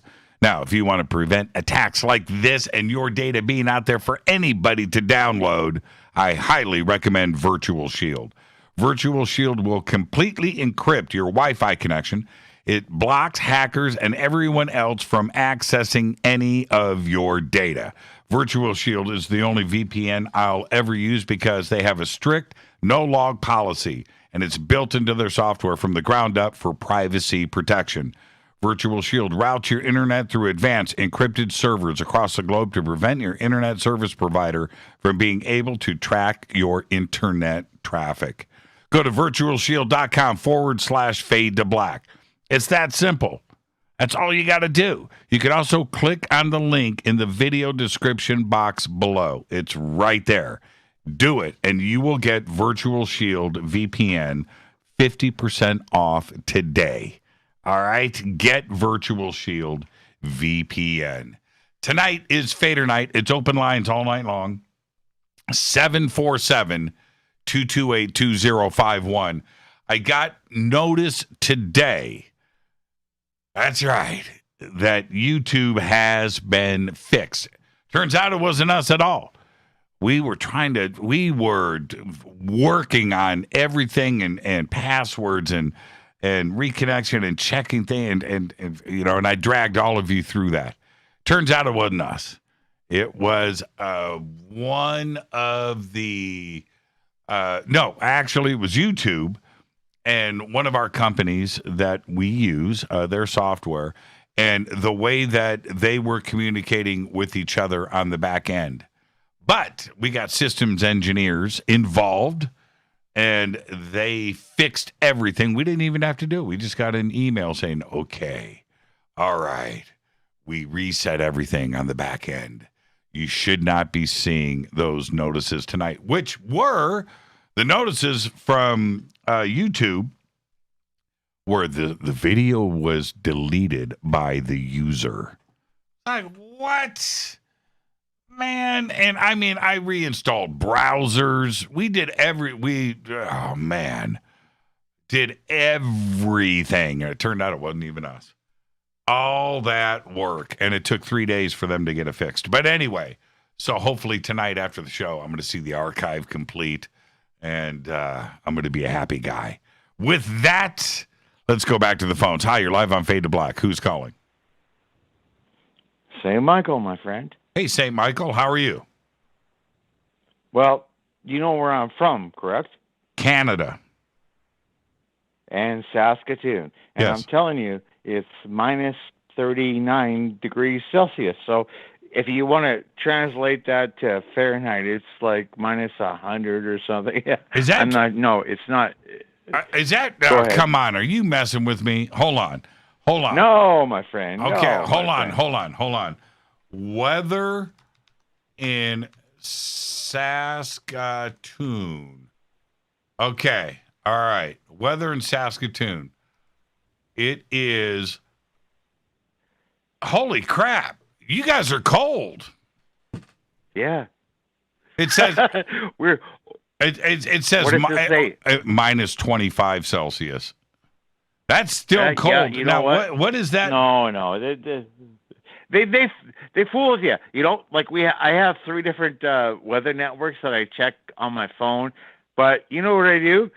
Like my wife, she's like, really? And I go like, honey, come look at the window because I have a thermometer on the outside. I have one that it sits on the outside, and I have one sits on the inside, and they're connected. And she looks at it. She goes, "They're lying. They're lying. It's not that warm." She says, "It's colder." I go, "Honey, that is the fact right there." Okay. So we have one that says like. This is what it's saying to me, St. Michael. Minus 25 in Celsius is minus 13 in Fahrenheit. So it's not it's not minus 100 in Fahrenheit, but nonetheless, minus 13 is cold. I mean, that's cold. I mean, that's the real cold. How much snow do you guys have? This morning, it was, think about this. This morning, they were firing things out like a weather warning and saying like minus 55 with the wind chill and minus 42. That's what it was this morning. They were saying that. And it was true because my wife and I woke up at normal time, like 5:30 in the morning. She puts her coffee on and stuff. And then we looked at the thermometer that's sitting out there, and she says, that's minus like 42. And then there's a wind going. So then they were saying on the Weather Channel, minus 55. Okay, fine. Yeah, wind chill is, I haven't had to deal with that because of California. You know, I've been out here for 35, almost 40 years. So tough. I don't so have to, tough I don't have to, but I remember that, man. Wind chill was the real thing, the wind chill factor. All right, so what's on your mind tonight? R.I.P., Jimmy. Yes. For Clifford Stone. Everybody knows. Like, everybody that knows you, that knows us in our community, R.I.P. Clifford Stone. You had a great guest on, Lou Elizondo. Mm-hmm. Like, you got a lot of things out of the way there, right? You know, and you should, right? You should. There's a lot of questions people want to ask, right? A lot of questions. What's going on? What's going on? What's going on? So you had him on. Great. That was great. Honestly, that was, you know, that probably, I'm not sure if it helped him as much as it helped you and what people, you know, the community thinks about him. What are your thoughts after that? After you've had some time to mull that, you know, what do you think about that interview you had and conversation that night? Well, okay. Do you want me to be honest, or do you want me to be not honest? No, I want you to lie to me like they do. Right. It was just another show, and if you hadn't reminded me about it, I've already forgotten about it. That was last week. You know, we had an amazing week on the show this week. We've got amazing stuff lined up for next week. And you can go back historically and look at the thousands of people, over 1,000, that I've interviewed on this show. And you can go down that list and go, oh, man, that's right. Oh, that happened. Oh, okay. Wow. Well, you know, Lou is now a part of that list, and we can go back and historically and say that happened. But okay, good. It's just another show. You know, I'm glad that people got something out of it. You know, what I got out of it and how I feel doesn't matter. It's how everybody else thinks. Me too. Yeah. But there's a lot of people that maybe found something from there. For me, as far as I was concerned, it was just like another, as Pink Floyd does, a brick in the wall, right? Sure. That's what I thought. Yeah. But what I really am concerned about is that if you put like Darth Vader and Boba Fett side by side, and then you got like, okay, Boba Fett doesn't have the Force, but you got like Yoda and Han Solo on the other side. So now they got to battle each other. That's what I'm curious about. And whether or not he's got that helmet, which is totally baller, I'm just curious about Darth Vader, Boba Fett, and then Yoda and Han Solo. And they're Han Solo, and he doesn't have the Force, but he's got like the quicks or whatever, right? Because who shot first, right? But who in the hell is going to win that battle? Sorry for saying HE double hockey sticks, but who is going to win that battle? I don't know, man. So obviously it's going to be Yoda and Darth Vader going for it, but Boba Fett and Han Solo are going to have to fight it out the back.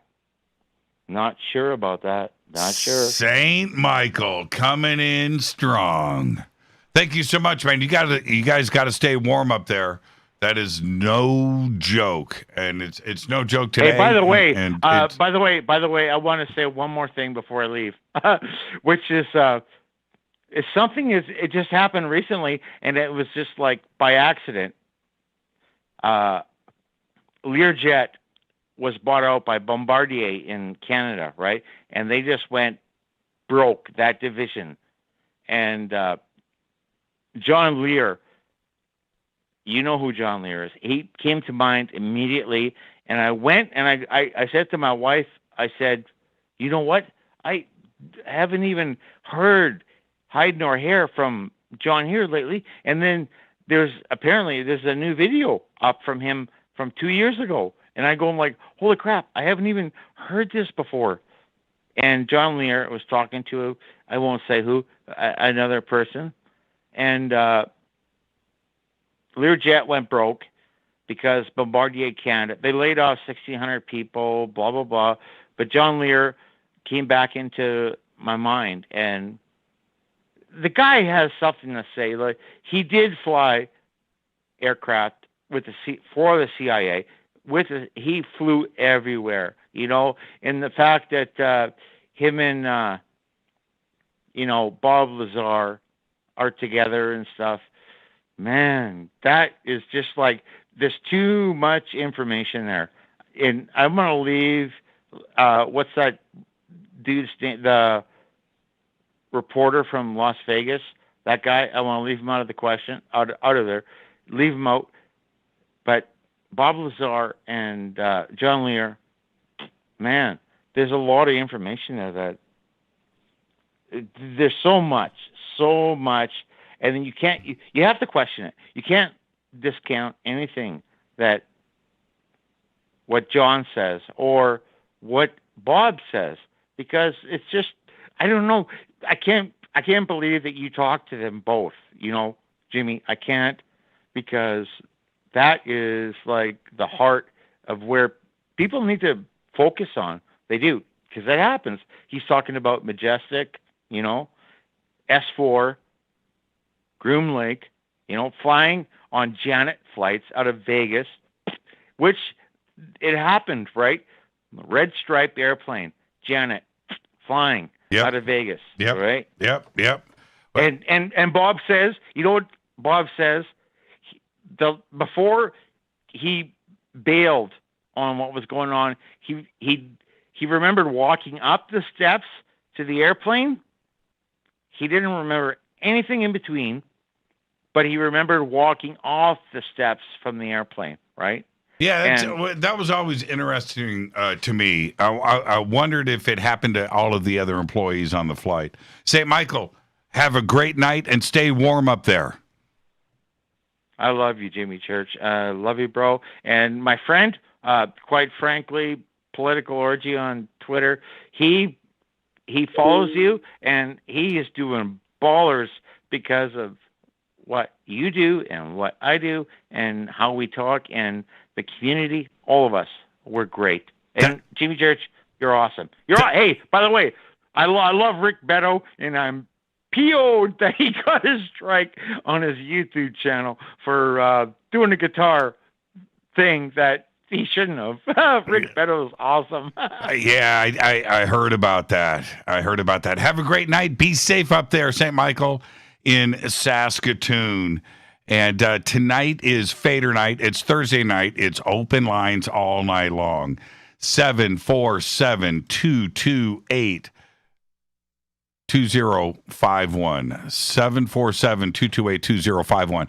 Man, the phones are jammed, and I am playing operator here, getting everybody in, getting everybody on hold. I'm doing the best that I can, and it is extremely swamped. Let's go here next. This is Fade to Black. I am your host, Jimmy Church. Turn me down in the background. I'm letting you know right now. Hi, you're live on Fade to Black. Turn me down. Hey, Jimmy. This is Chris from Seattle. Hi, Chris from Seattle. How are you? Not too bad. I just have one question for you. What's that? When are you going to host Coast to Coast? I left Coast to Coast a few months ago.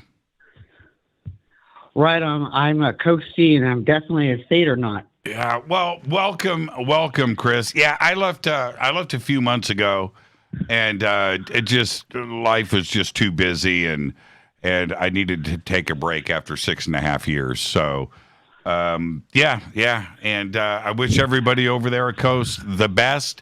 But you can come and hang out with Fade to Black every single night. Oh, I certainly do that, Jimmy. You rock. Thank you, Chris. Behave and be well. Same to you, Jimmy. Thank you. And it's I face the questions like every single day, dude. When are you coming back to Coast? Dude, when are you coming back to Coast? And I've just got to say this, you know, and a lot of people don't know. I guess they missed the announcement when I did that. I think I did it like 3 months ago. I'm not even sure now. Yeah, was it 3 months ago? Somebody tell me when I left Coast. I don't remember. Life has been so fun since I left.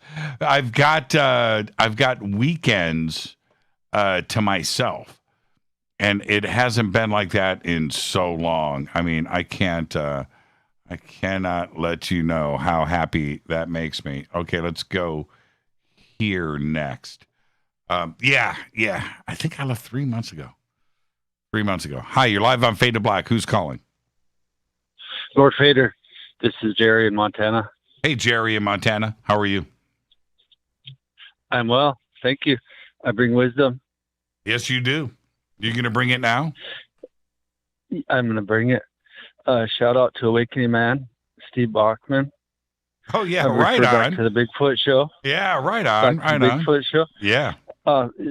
Steve made a comment that kind of shocked you. What's that? That there are more Bigfoot than there are humans. Yeah, wouldn't I? Yeah, it's the first time I had heard that. Okay. Well, the answer is carved in stone. Let's go back to the Epic of Gilgamesh. Anu created Enkidu. Mm-hmm. Enkidu came to Earth. Mm-hmm. What's the first thing he did? He spent a couple of weeks with a woman. Bam. There you go. The hairy beast procreated. That goes back long enough where there could be enough of them procreating over the number of humans. Are you saying she was a hairy woman? No. She was the human. He was the hairy beast. Oh, he was the hairy beast. Enkidu was created as a hairy beast to come and take care of Gilgamesh. But when he came to Earth, he had to be, what did they say?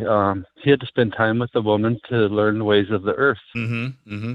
And one of those was sex. Well, wouldn't you think he could have procreated? Well, but then there's another part to this, Jerry.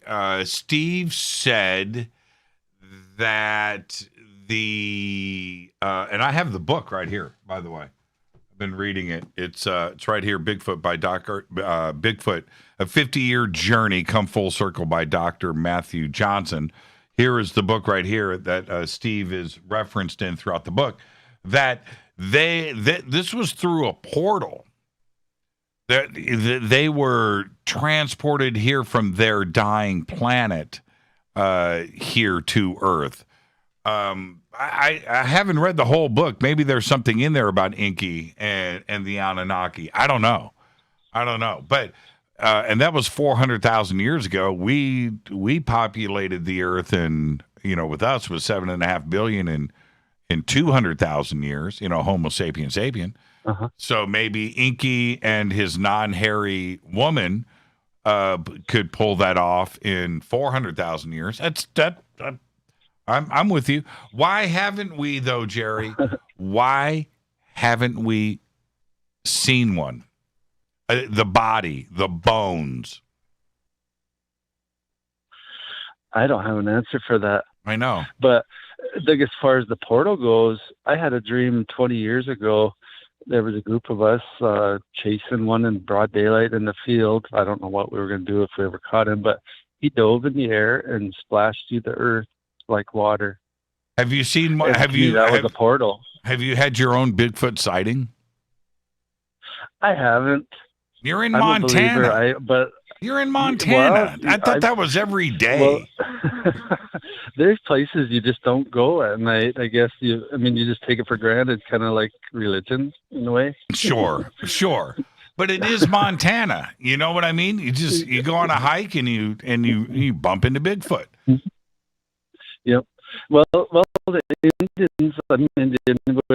Indians always believe that they're part of us. I mean, they're part of our society. They don't, no harm, no foul. We don't pursue it. We don't chase them, or there's nothing like that.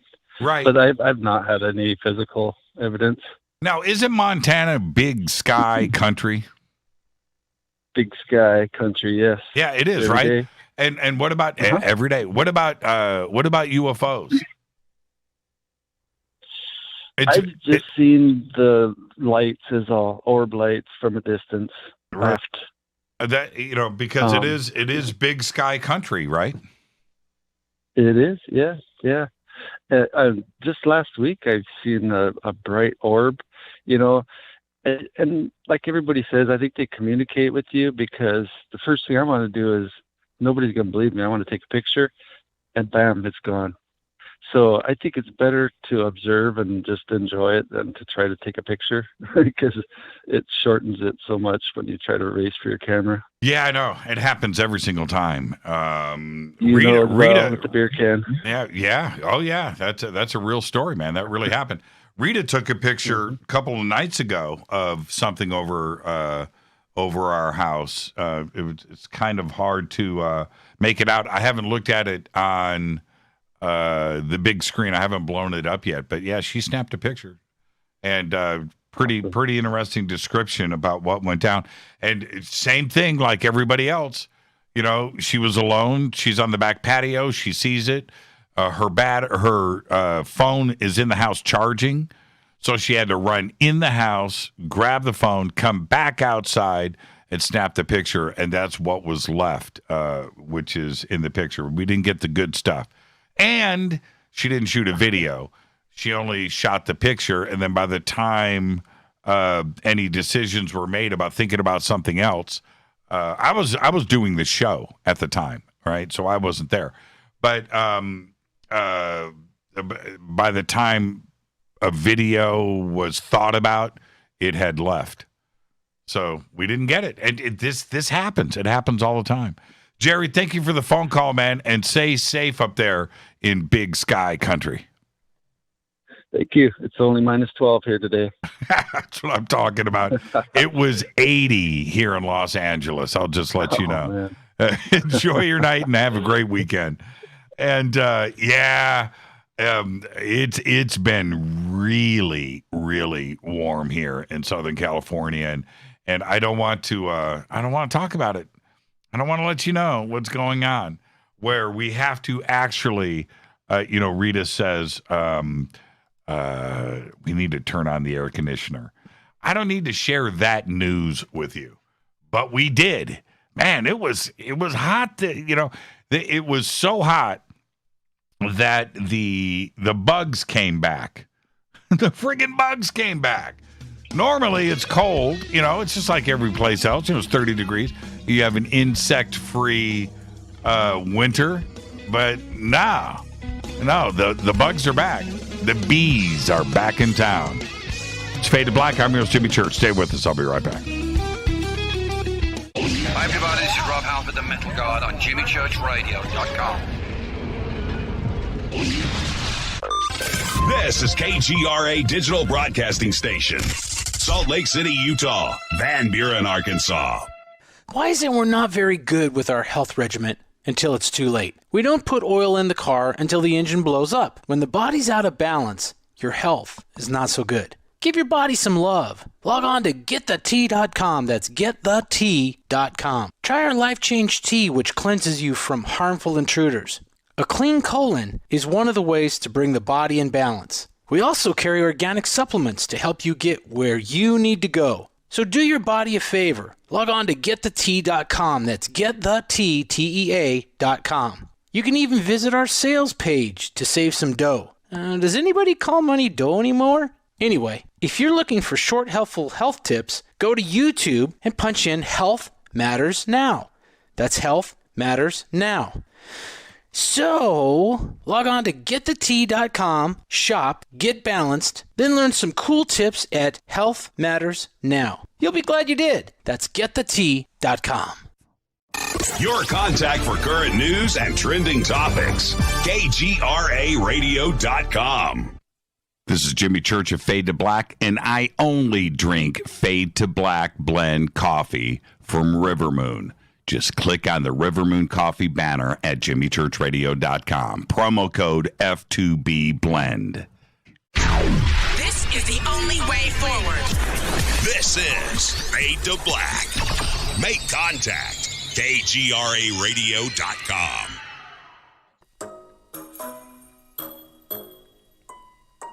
When you're in the house for longer periods of time, you can see them flying or running across the floor. Ooh, yuck. They're unhealthy, gross, and disgusting. Bugs. I loathe bugs. We keep a clean home, but occasionally bugs show up. Well, I found something that is tougher than bugs. Orange Guard. On contact, it kills hidden bugs, including ants, roaches, and fleas. Plus, Orange Guard is a residual repellent. All of the ingredients of Orange Guard are on the FDA generally recognized as safe list. Orange Guard may be used around food, humans, and pets. It comes with a 30-day money-back guarantee. Orange Guard. Available at orangeguard.com, Whole Foods, and Ace Hardware.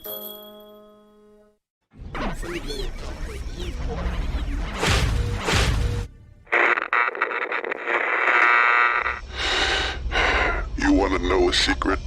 I love ponies. I really love ponies. I'm serious.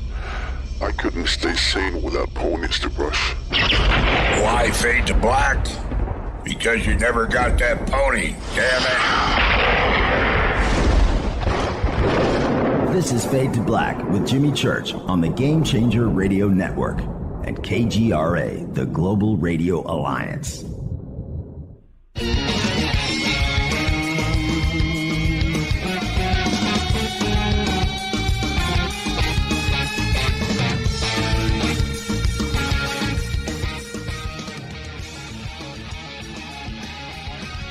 Welcome back, Fade to Black. Thursday night, Fadernight, best night of the week. Best night in talk radio in all of the world. Thursday night, Fadernight. Enjoying your conversation. 747-228-2051. 747-228-2051. And we've been talking about Clifford Stone tonight and his passing yesterday in Roswell, New Mexico. But 2 days ago, Chick Corea left this earth as well, and I'm stunned by that as well. Just stunned. I mean, it was just a weird vibe for me today, and to cap that off because thinking about Clifford all day, and it's just like and then Chick Corea, I'm just like, man, oh.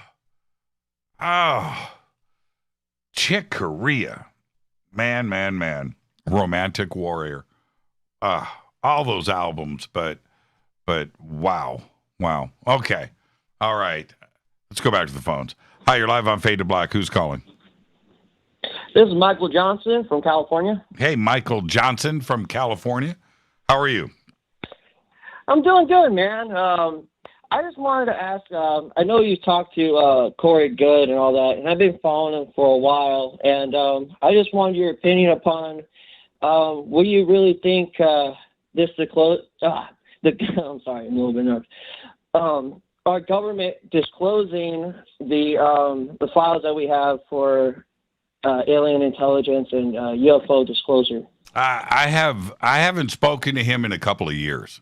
So there's that part. I have no clue and no interest about his take on things. You're entitled to do all of that. But as far as our government disclosing, I don't know.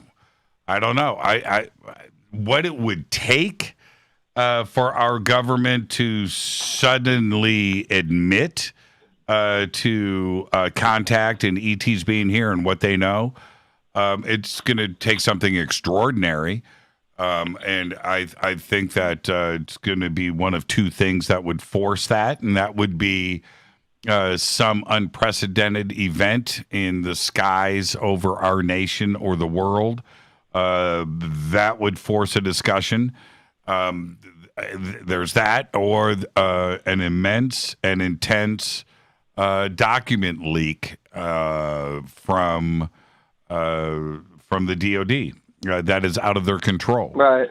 And that would force their hands. Other than that, you know, they don't have any reason. They're not our friends when it comes to this. And the other part is, and it's the truth, not necessarily with UFOs, but in general, there are some things that need to remain secret. They have to. They have to remain secret. They have to remain secret. We don't need to know certain things. We don't need to know nuclear secrets. We don't need to know how to build a bomb. We don't know. we don't need to know those things. We don't need to know what our military is doing with aircraft and defenses and things around the world. We don't need to know that. If we know that, other people know it. We don't. There are certain things that just need to remain secret. And that's the truth. Communications between governments, do we need to know that? No, we don't. And we have to respect the privacy of those other countries too as well. So there's a long list of things that that need to remain secret.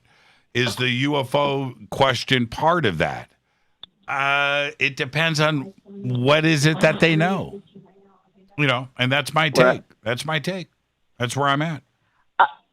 I really think with, the government saying that they're going to disclose this is like a dog chasing its own tail. It's just a never-ending cycle of when and if, I really don't think, like you said, I think it's going to have to take something really big for the discussion to even come up. And I mean, over the last 10 years, it has been, a really big topic upon people. I mean, what is the percentage of people thinking that there's extraterrestrial life or, other form of living life intelligent just as us or even more, Well, yes. And then I'll leave you with this, Michael. You can chew on this. Think about this. There are no whistleblowers when it comes to UFOs. Okay, so anybody that claims that they have an insider, anybody that claims that they've got connections, anybody that claims that is not being truthful because they don't have any insiders, they don't have any whistleblowers. Anybody that knows the truth from our government, the truth, the real deal when it comes to UFOs is you don't know who they are. They're not out in the public. They are not speaking, and they never will. Period. And that goes with Lou Elizondo. That goes with anybody from TTSA, anybody from any other UFO group that you just mentioned. They don't know nothing. Nothing. They don't know anything. They don't. They honestly don't. You know who knows about UFOs? Me. I've seen them in the sky. Other witnesses out there that have seen them in the sky. That's not a whistleblower. Those are people that went through an experience and they're wondering what's going on. That is something you can depend on and you can take to the bank. Anything else? I've got a whistleblower, man. I got a whistleblower, and he's an ex-DOD, and he's got the stuff, man. And he told me. As soon as you hear that, run. As soon as you hear that, check out. Check out. Check out. Check out. Oh man, I hate to be a name dropper, but does that go for David Wilcock too? Well, I. In a word, yes. In a word, yes. I don't want to go off on any Wilcock tangent here and talk about that. We've got a long personal history together, and I haven't talked to Dave again in probably 2 years, year and a half. So I don't have any recent information, but I did see a recent video clip of David where he said at the front, I think this is from last week, he goes, and it's the first time I ever heard him say it. I'm paraphrasing. He goes, I don't have any insider info. I don't have anything. I'm running on the same information that you guys have. All I have is opinions. That's what he said out of the gate. Wow. Well, good for David. Good for David. He came semi-clean. And with that, Michael, have a great night. Behave and be well, and we'll see you on Monday. All right. Thank you, Jimmy. Thank you, Michael. Great phone call right there. Yeah, I saw the video. I was like, what? And I'm just going to leave that there. I'm not going to go any further with that. You can go watch the video yourself. I didn't see it live. I think I saw it immediately afterwards, but I watched the first 5 minutes, and I haven't done that, in 2 years. But, so I can speak from firsthand experience here that I actually watched the first 5 minutes of the video. I don't think I got 10 minutes in.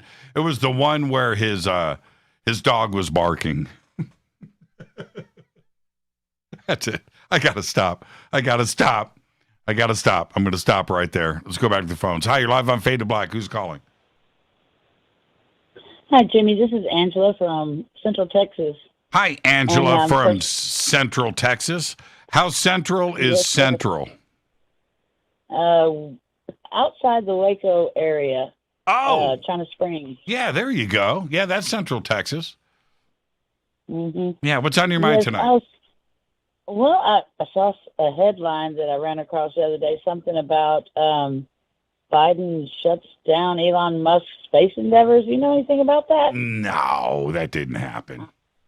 That didn't happen? Okay. No. Well, Cool. no. I didn't even hear what you said, but I still said it.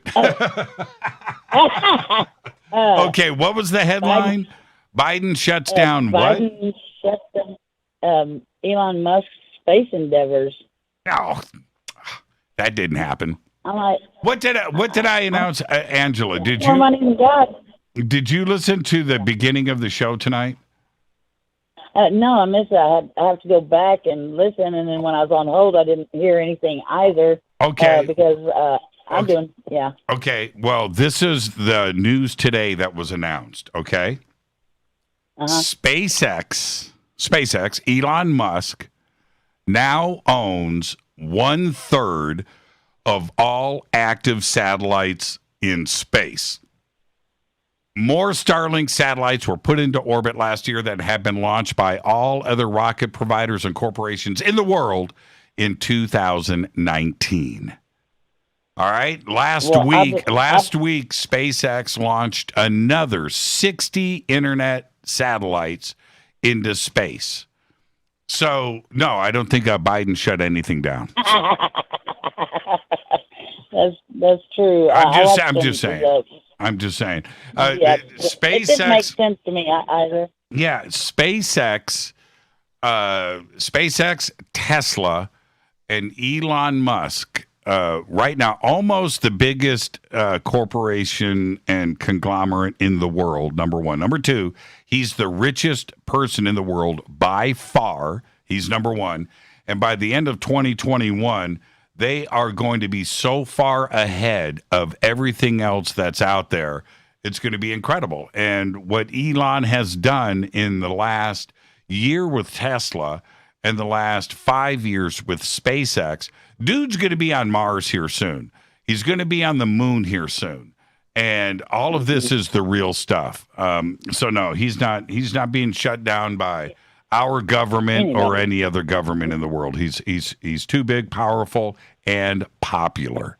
So there you go. Angela, enjoy your night. Okay. Hey, did you have anything else?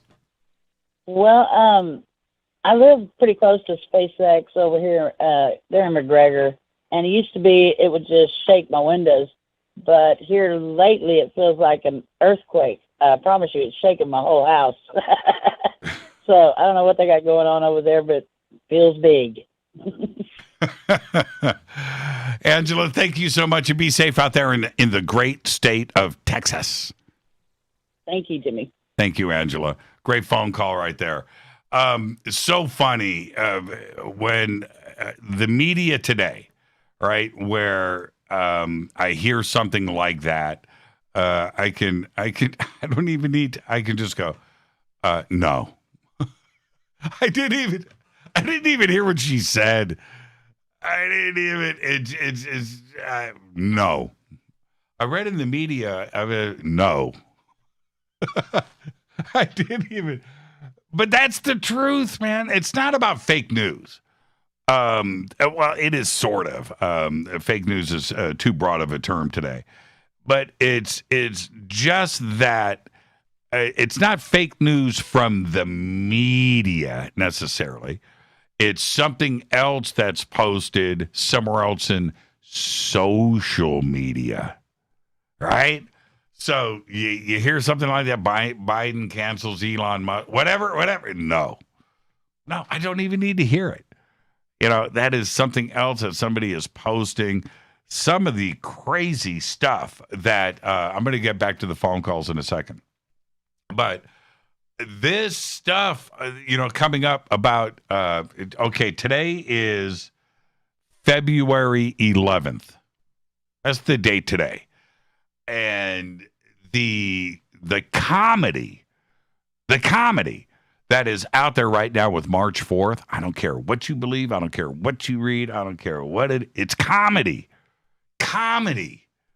And I'm here to tell you right now on February 11th, March 5th is just going to be another day. Watch. It's comedy. I mean, it's gone that far for me. It's comedy. It's comedy. Man. All right. With that. Oh, man.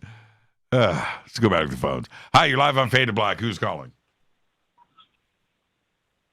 You're live. Hey, Jimmy. Yes. Jimmy. Who's this? Man, you're not going to believe who this is. Okay. I'm your buddy.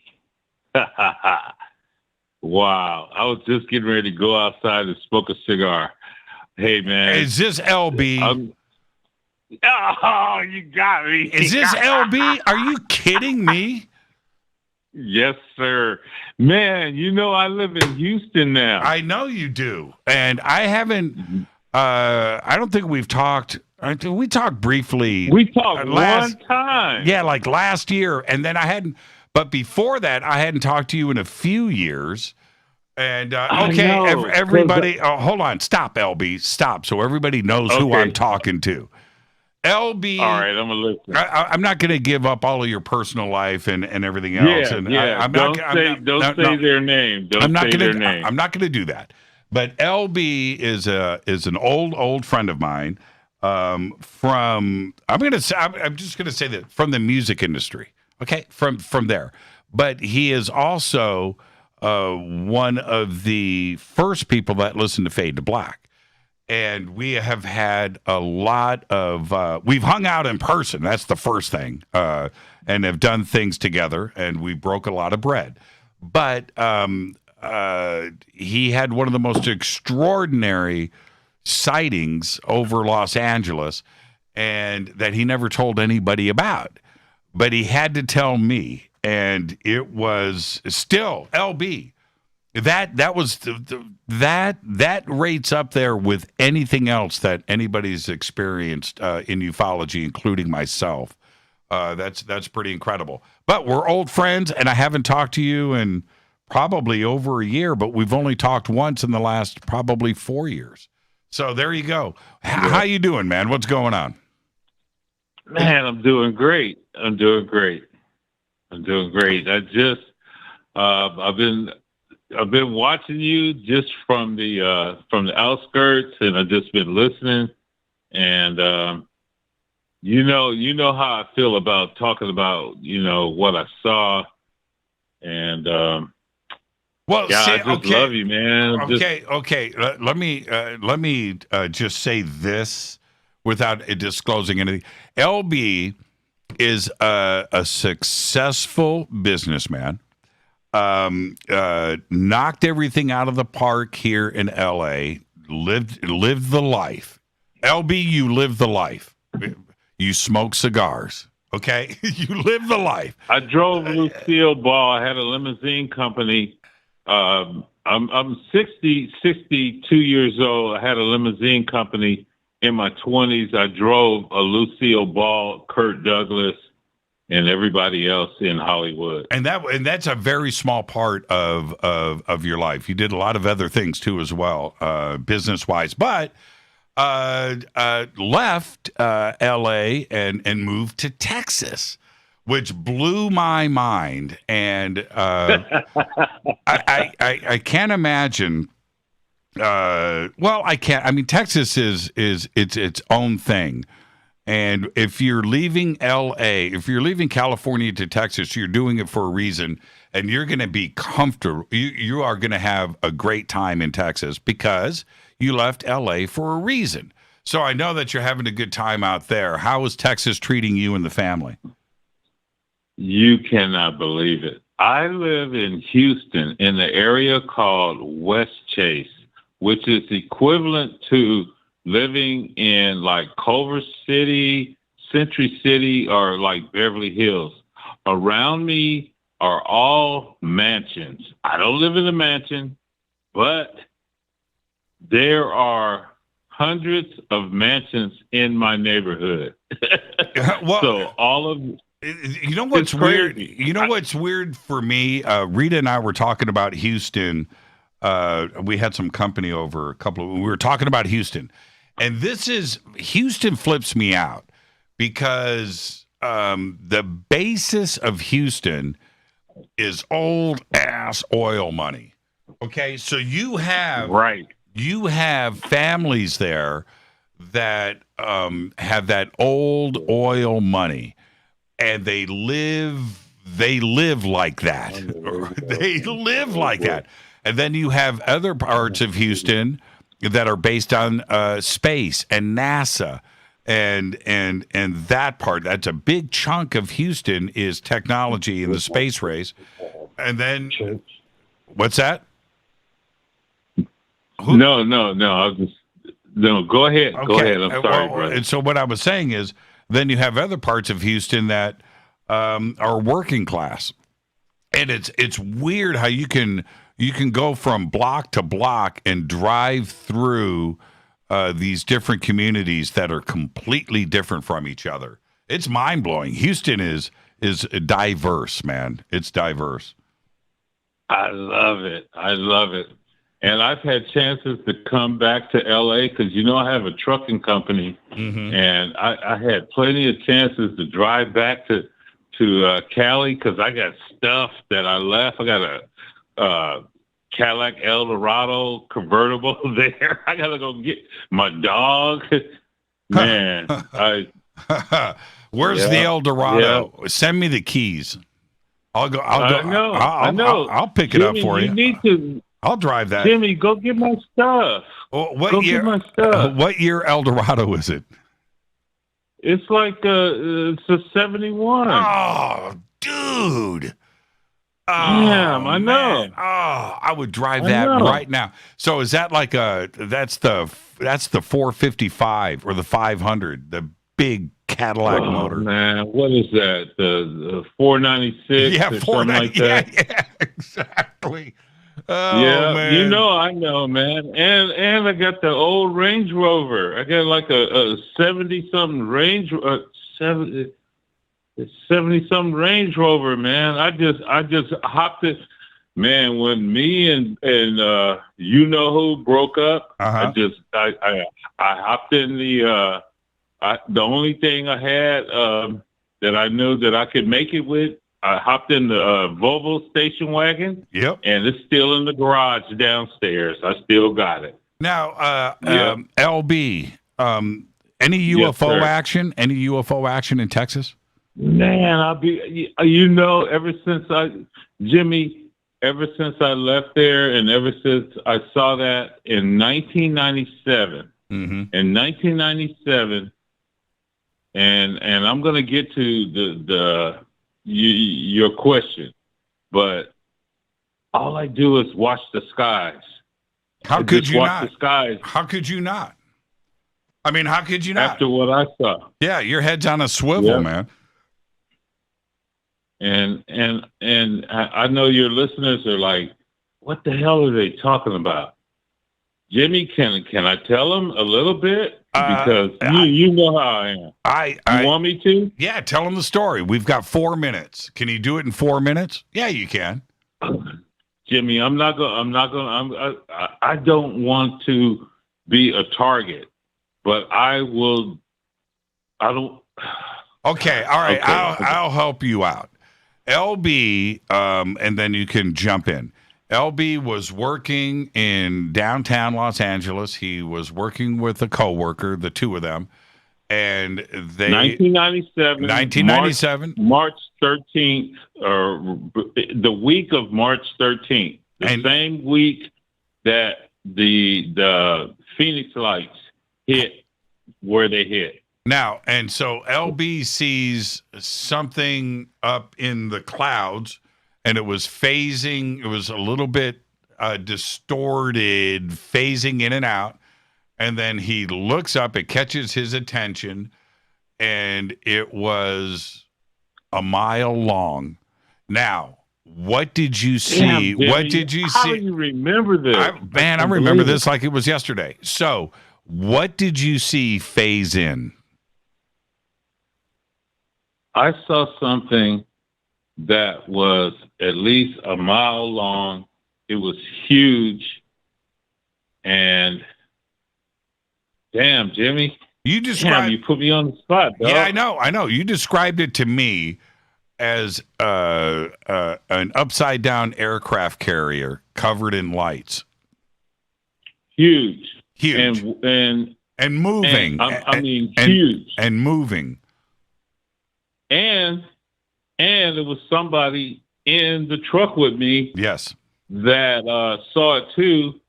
And when I told them, let's go back to the shop and tell the guys what we just saw, this guy said, I didn't see nothing. Right. Oh, man. And this is I didn't see anything. I was like, okay, but we both said, what the F at the same time. So why did you say, what the F? Right. And to this day, I swear that guy, I know he saw what I saw, but someone told me, and you know who it is, KD said that it was too heavy for his mind.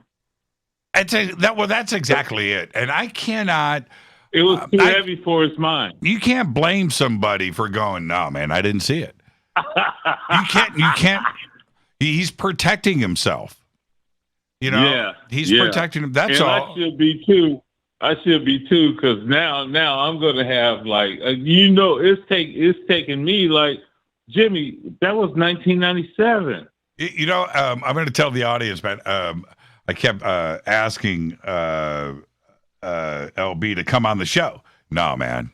No, you and I can talk about it. You and I can talk about it all day long, but no, I'm just not going to do it. LB's not coming on. Hey, LB, man, I love you, man. I miss you, and I've got to break to a commercial. But just listen, be safe out there, okay? Do your thing. Jimmy, I still got your number. I'm going to call you tomorrow, okay? Call me tomorrow. I'll call you tomorrow. I'll text you. I'll talk to you, man. Or is there somebody I can give my number to? Yeah, I have it. I have it, but you have mine. My number ain't changed, so just call me tomorrow. Oh, okay. All right, brother. I love you, man. I love you back, LB, man. It's good to hear your voice, my friend. Yes, sir. Bye-bye. LB. I can't go into detail. I want to. I do. I want to. I can't do it. But we have a lot of history together. That's a good man right there.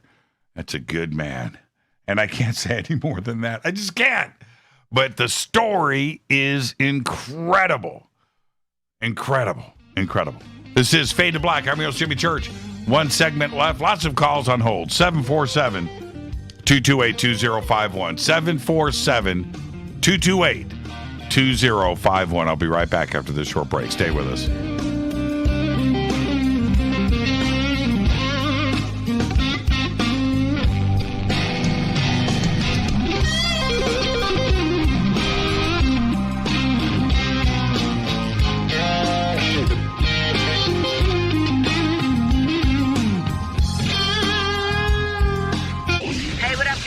Vivica Fox here, and you are listening to my boy, Jimmy Church, on JimmyChurchRadio.com. Despite popular opinion, reading a book will not make you smarter. But listening to Jimmy Church will.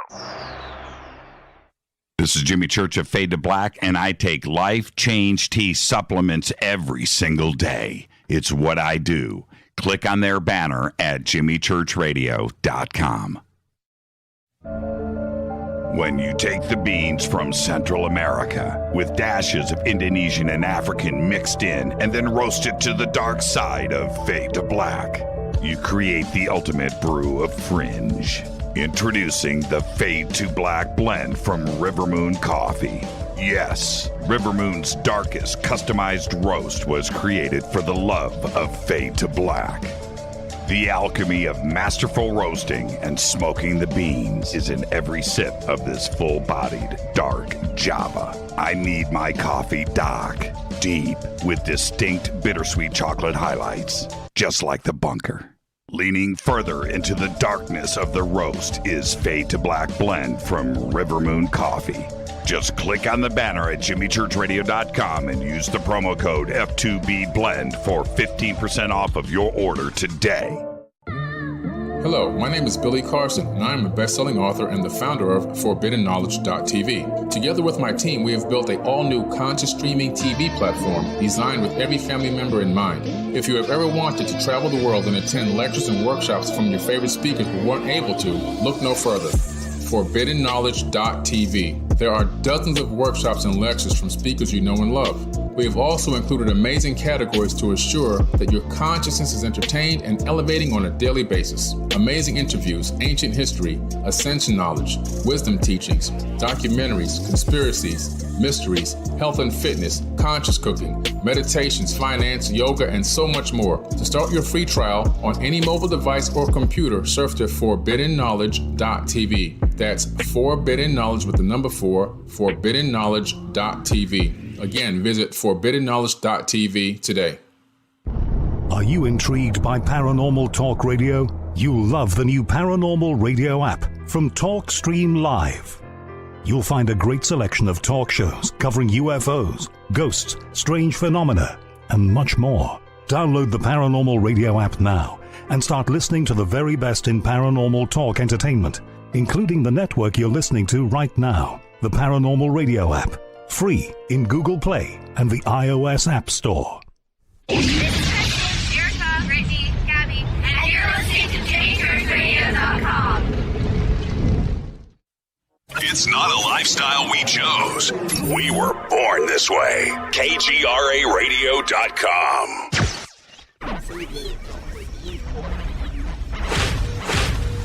This is KJCR at JimmyChurchRadio.com.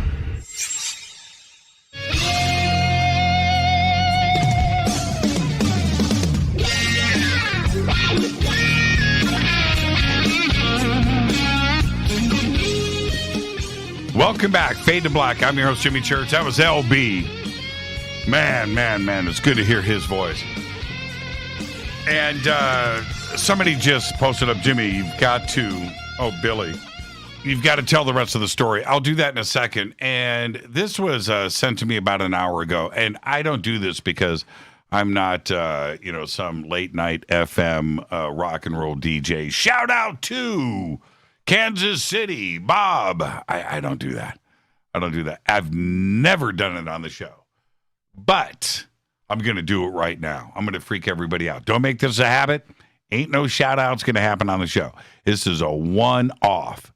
This is a one-time thing. Quote me. But just saying, tweet it out. Hey, Jimmy, my friend Robert from North Van, I'm assuming Vancouver, is listening in tonight for the first time. Can you give him a shout out? it would be much appreciated. So I just did. There you go. Shout out to Robert from North Vancouver.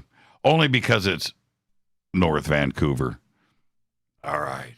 Man, I miss Vancouver. The Pan Pacific. Is the Pan Pacific Hotel still in Vancouver?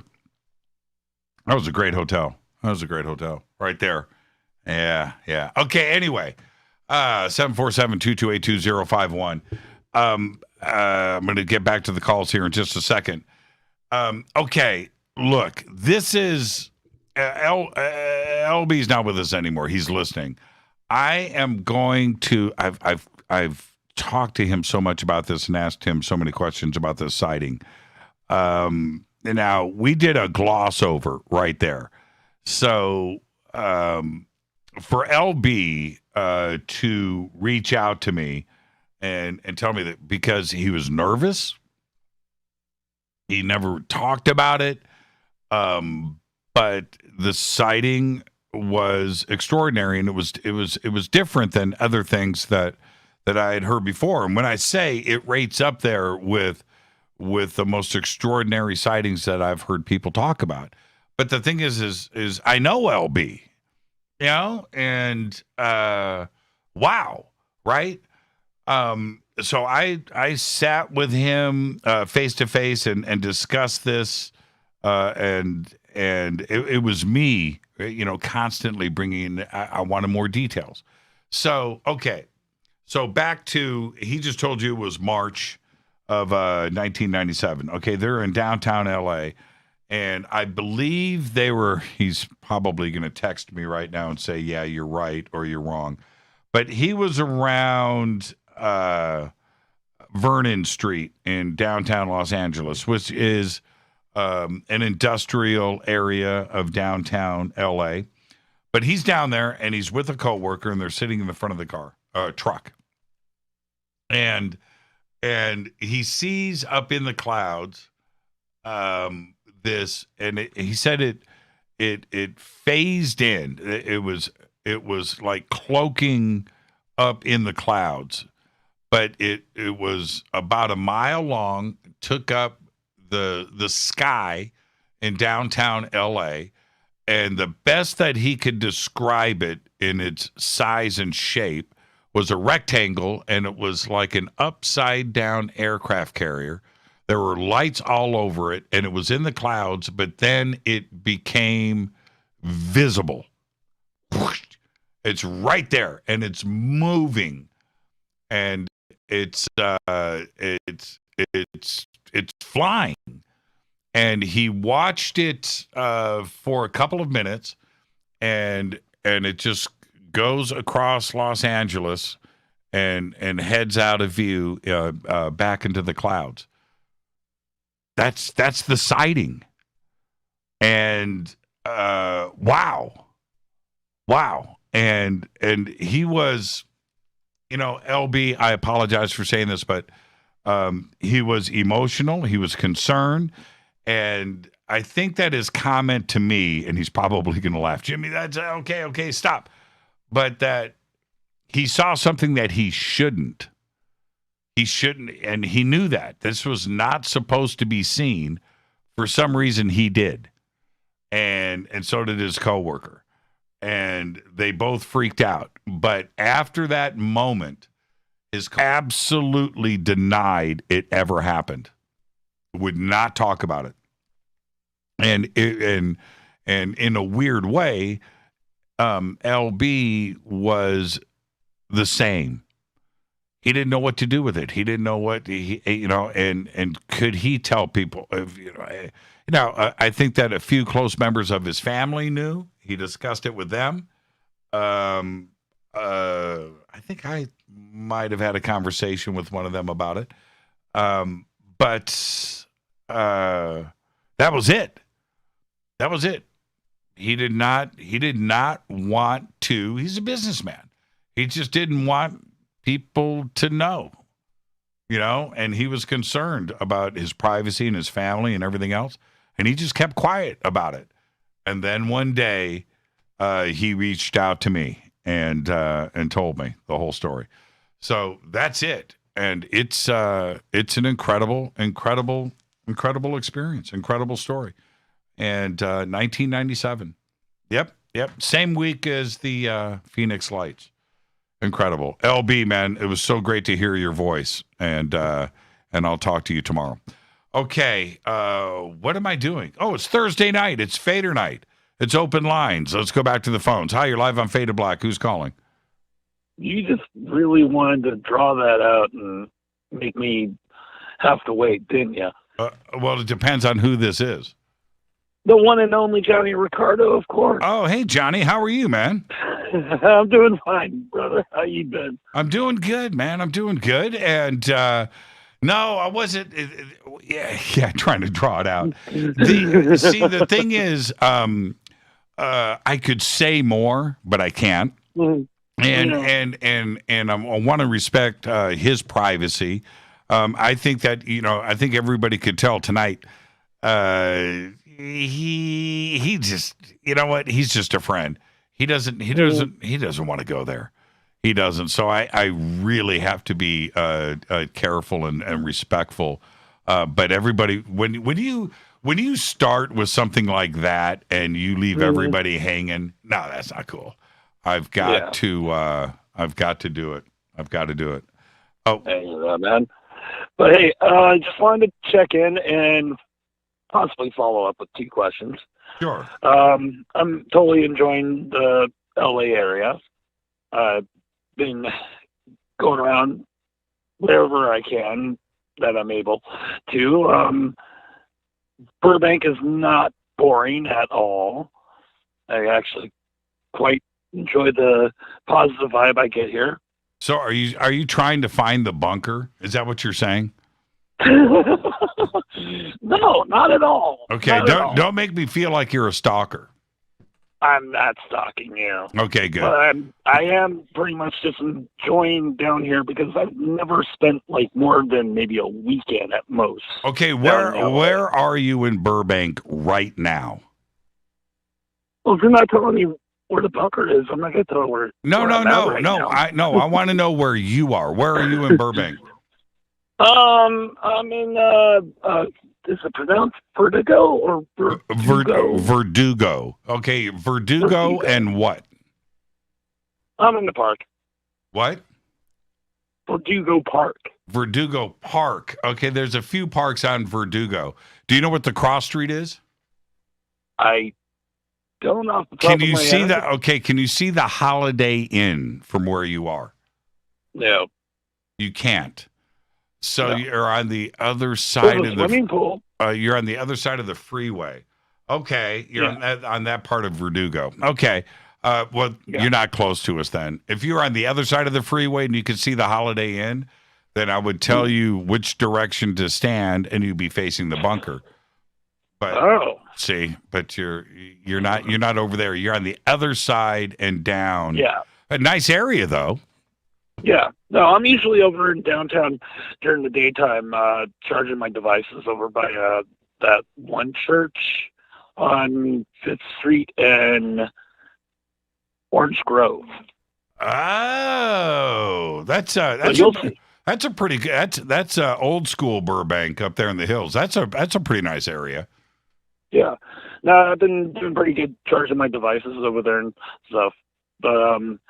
But yeah, my questions. How big do you think MK Ultra actually was?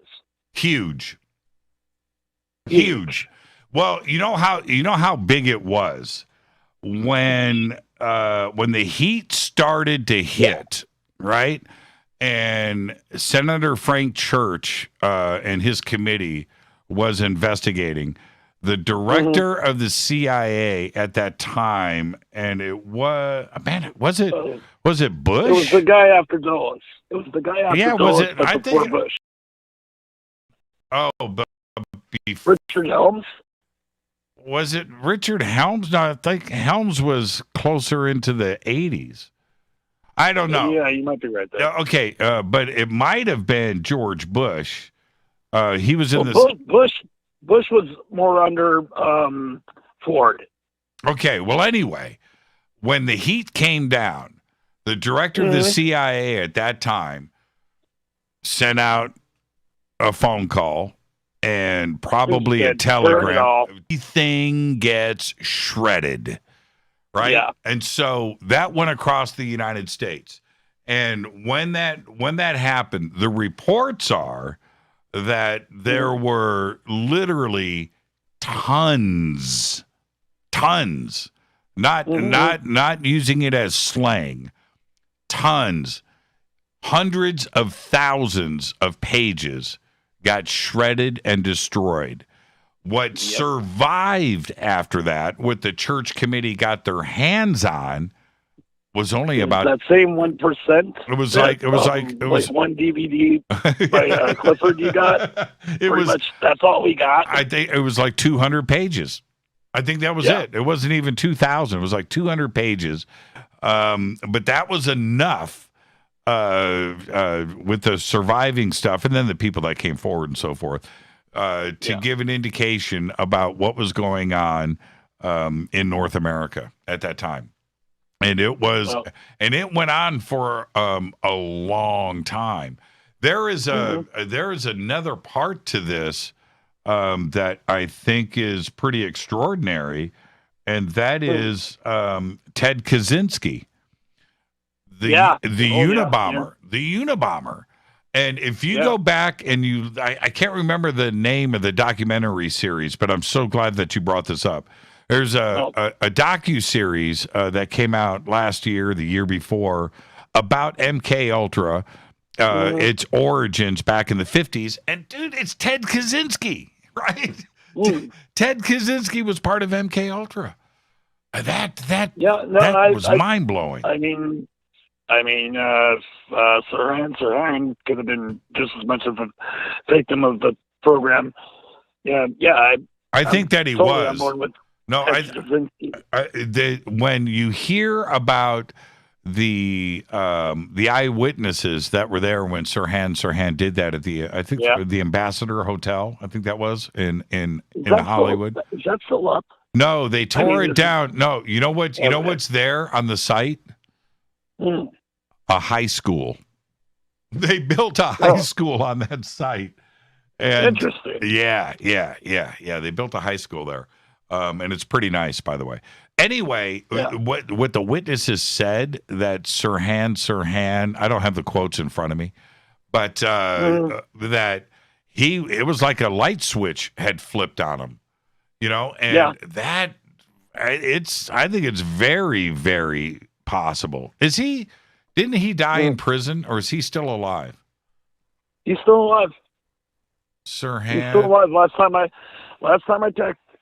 And I mean, just based on what I've heard recently, he's still alive. Yeah, he's still alive. He's 70. He's 76 years old. Well, since you brought up Robert F. Kennedy Jr., where he actually went in and visited Sirhan. Yeah, at one point. He's at Donovan down in San Diego.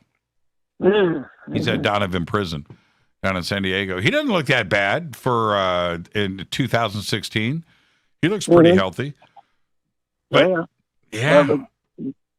okay, so anyway, I think that MK Ultra, when we talk about, and somebody said this, who was on the show last night? Dave Schrader.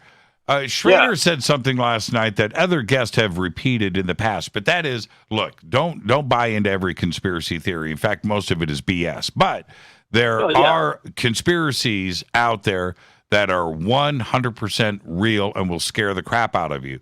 And one of them for me, there's Mockingbird and there's Operation Northwoods and there's these things. But MK Ultra was real.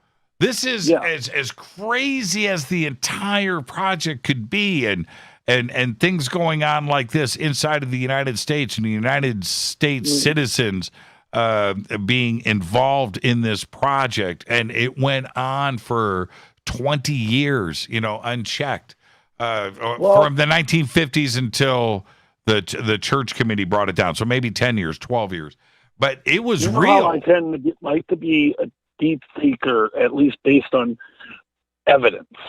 and what evidence is out there and available to, think on.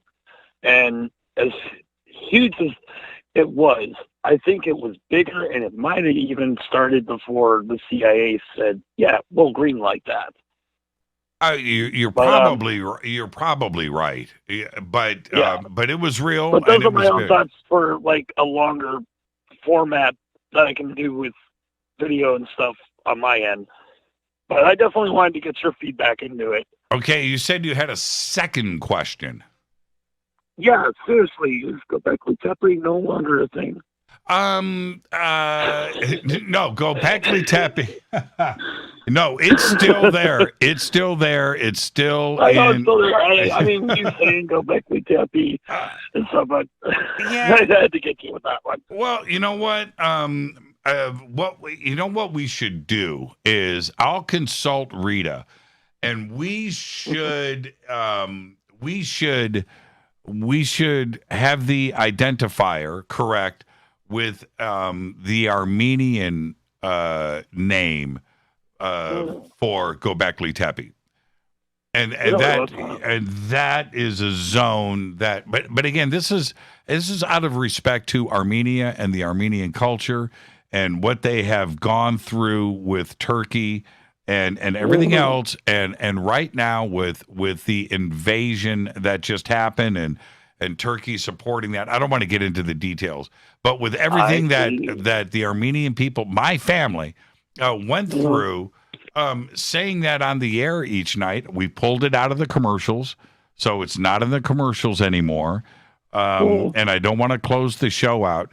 The audience, I understand their connection with it and things, but I think the audience is accepted and respected the Armenian people about this and the reason for it. So, and that's it. Will it ever come back? Probably not for me. And the green light comes from my my family and Rita. And I can guarantee you, Rita is going to text me in a second, and it's going to say, no, it's not going to change. Somebody just said Puma Punku. That should be the new one. Okay, we'll go with that one. Puma Punku. Puma Punku. So, and Third Stone Studios says Portisar. Is that what it is? Is it Portisar? We got to consult everybody. You need to consult with Rita on this. You know what? How's this one sound? DB Cooper. DB Cooper. I miss DB. Hey, man, be safe and be well. Enjoy Burbank. And hey, peace, love, stick and grease, and may the force be with you, brother. All right, Johnny. We'll see you on Monday. See you on Monday, bro. Thank you so much. Johnny Ricardo was wandering around Burbank looking for the bunker. Oh, that is just too funny. Johnny Ricardo. Okay, I got enough time for one more call. Hi, you're live on Fade to Black. Who's calling? You're live. Yes, you're live. This is Jimmy Church. Yes. Oh my God, I'm your biggest fan. You're my biggest fan. Yes. Jimmy Church, is this you? Oh, stop. Who's this? Daddy Jimmy. Daddy Jimmy. Who's this? This is Jimmy Church's son. You're adopted. What? Jimmy Church. Daddy Church. Daddy Church. You're not making any sense. You're breaking up. Happy Chulo. Okay, listen up. I'm sorry, Jimmy Church. Jimmy Church, I'm your biggest fan. Okay, Jimmy Church, hear me out. You're the best guitarist in the world. I like your music. I shot myself. Okay, we've got 30 seconds before the end of the show. What's your name? My bad. I shot myself 10 times. Say what? Jimmy, guess what? What? You're adopted, Jimmy. You're adopted. I'm adopted? You're adopted, my boy. I did? Okay. Okay. Oh, you look like a burnt potato. You look like a Jimmy Remy Beto. That's the best call of the night right there. That is the best call of the night. I am going to I'm going to turn that into a soundbite. I just got to. I got to. This is Fade to Black. I want to thank for everybody for calling in tonight, and completely ran out of time, and everybody that's on hold that has been waiting, and I couldn't get to it. I did my best, but this is the thing when it comes to Fade to Black. Every phone call is important. I ride them all out. I do, until a break comes up. That's what I do. And this is... Oh, that's funny. Yeah, I know. I'm watching Twitter right now. I'm with you guys. That was fun. This is Fade to Black. I'm your host, Jimmy Church. We've got an amazing week lined up next week. Before I get out of here tonight, next Friday, which is February 19th through the 21st, that's Friday, Saturday, and Sunday, is the Conscious Life Expo. Okay, I want you to go to jimmychurchradio.com. I want you to click on those banners. I want you to head over to the website. I want you to check out the schedule. I want you to look at all of the speakers. I want you to understand what's going on. There is so much happening, okay? And go and do that. Get it done over the weekend. Next week is going to be extraordinary. Not only the guest on the show, but as soon as we're done with Fade to Black, we're rolling straight into 3 nights of the Conscious Life Expo. And I am really looking forward to all of it. If you go to the website and you look at the 2021 schedule and scroll down through that, you will understand exactly what I am talking about. It is a huge weekend. We're going to have an amazing week. I need my rest this weekend. This is Fade to Black. I am your host, Jimmy Church. Thank you to everybody that called in tonight. Rest in peace, Clifford Stone. Absolutely incredible news today. I want to thank Paula Harris for coming in tonight and talking to us about Clifford. And, of course, Chick Corea. Wow, what a crazy day. Fade to Black's executive producers, Rita Camurian. Show is produced by Hill J. Palmer, Renee, Dennis, and Kevin. Announcers are Steve Harder, Gene Vitoa, Mark D. Kovar. Webmaster is Drew the Geek. Music, Doug Aldridge. Intro, Spaceboy, spaceboymusic.com. Fade to Black is produced by KJCR for the Game Changer Network, and syndication is KGRA, The Planet. This broadcast is owned and copyrighted 2021 by Fade to Black and the Game Changer Network, Inc. It cannot be rebroadcast, downloaded, copied, or used anywhere in the known universe without written permission from Fade to Black or the Game Changer Network. I'm your host, Jimmy Church. Everybody have a great, safe, fun, extraordinary weekend. We'll see you on Monday. It's time to Fade to Black.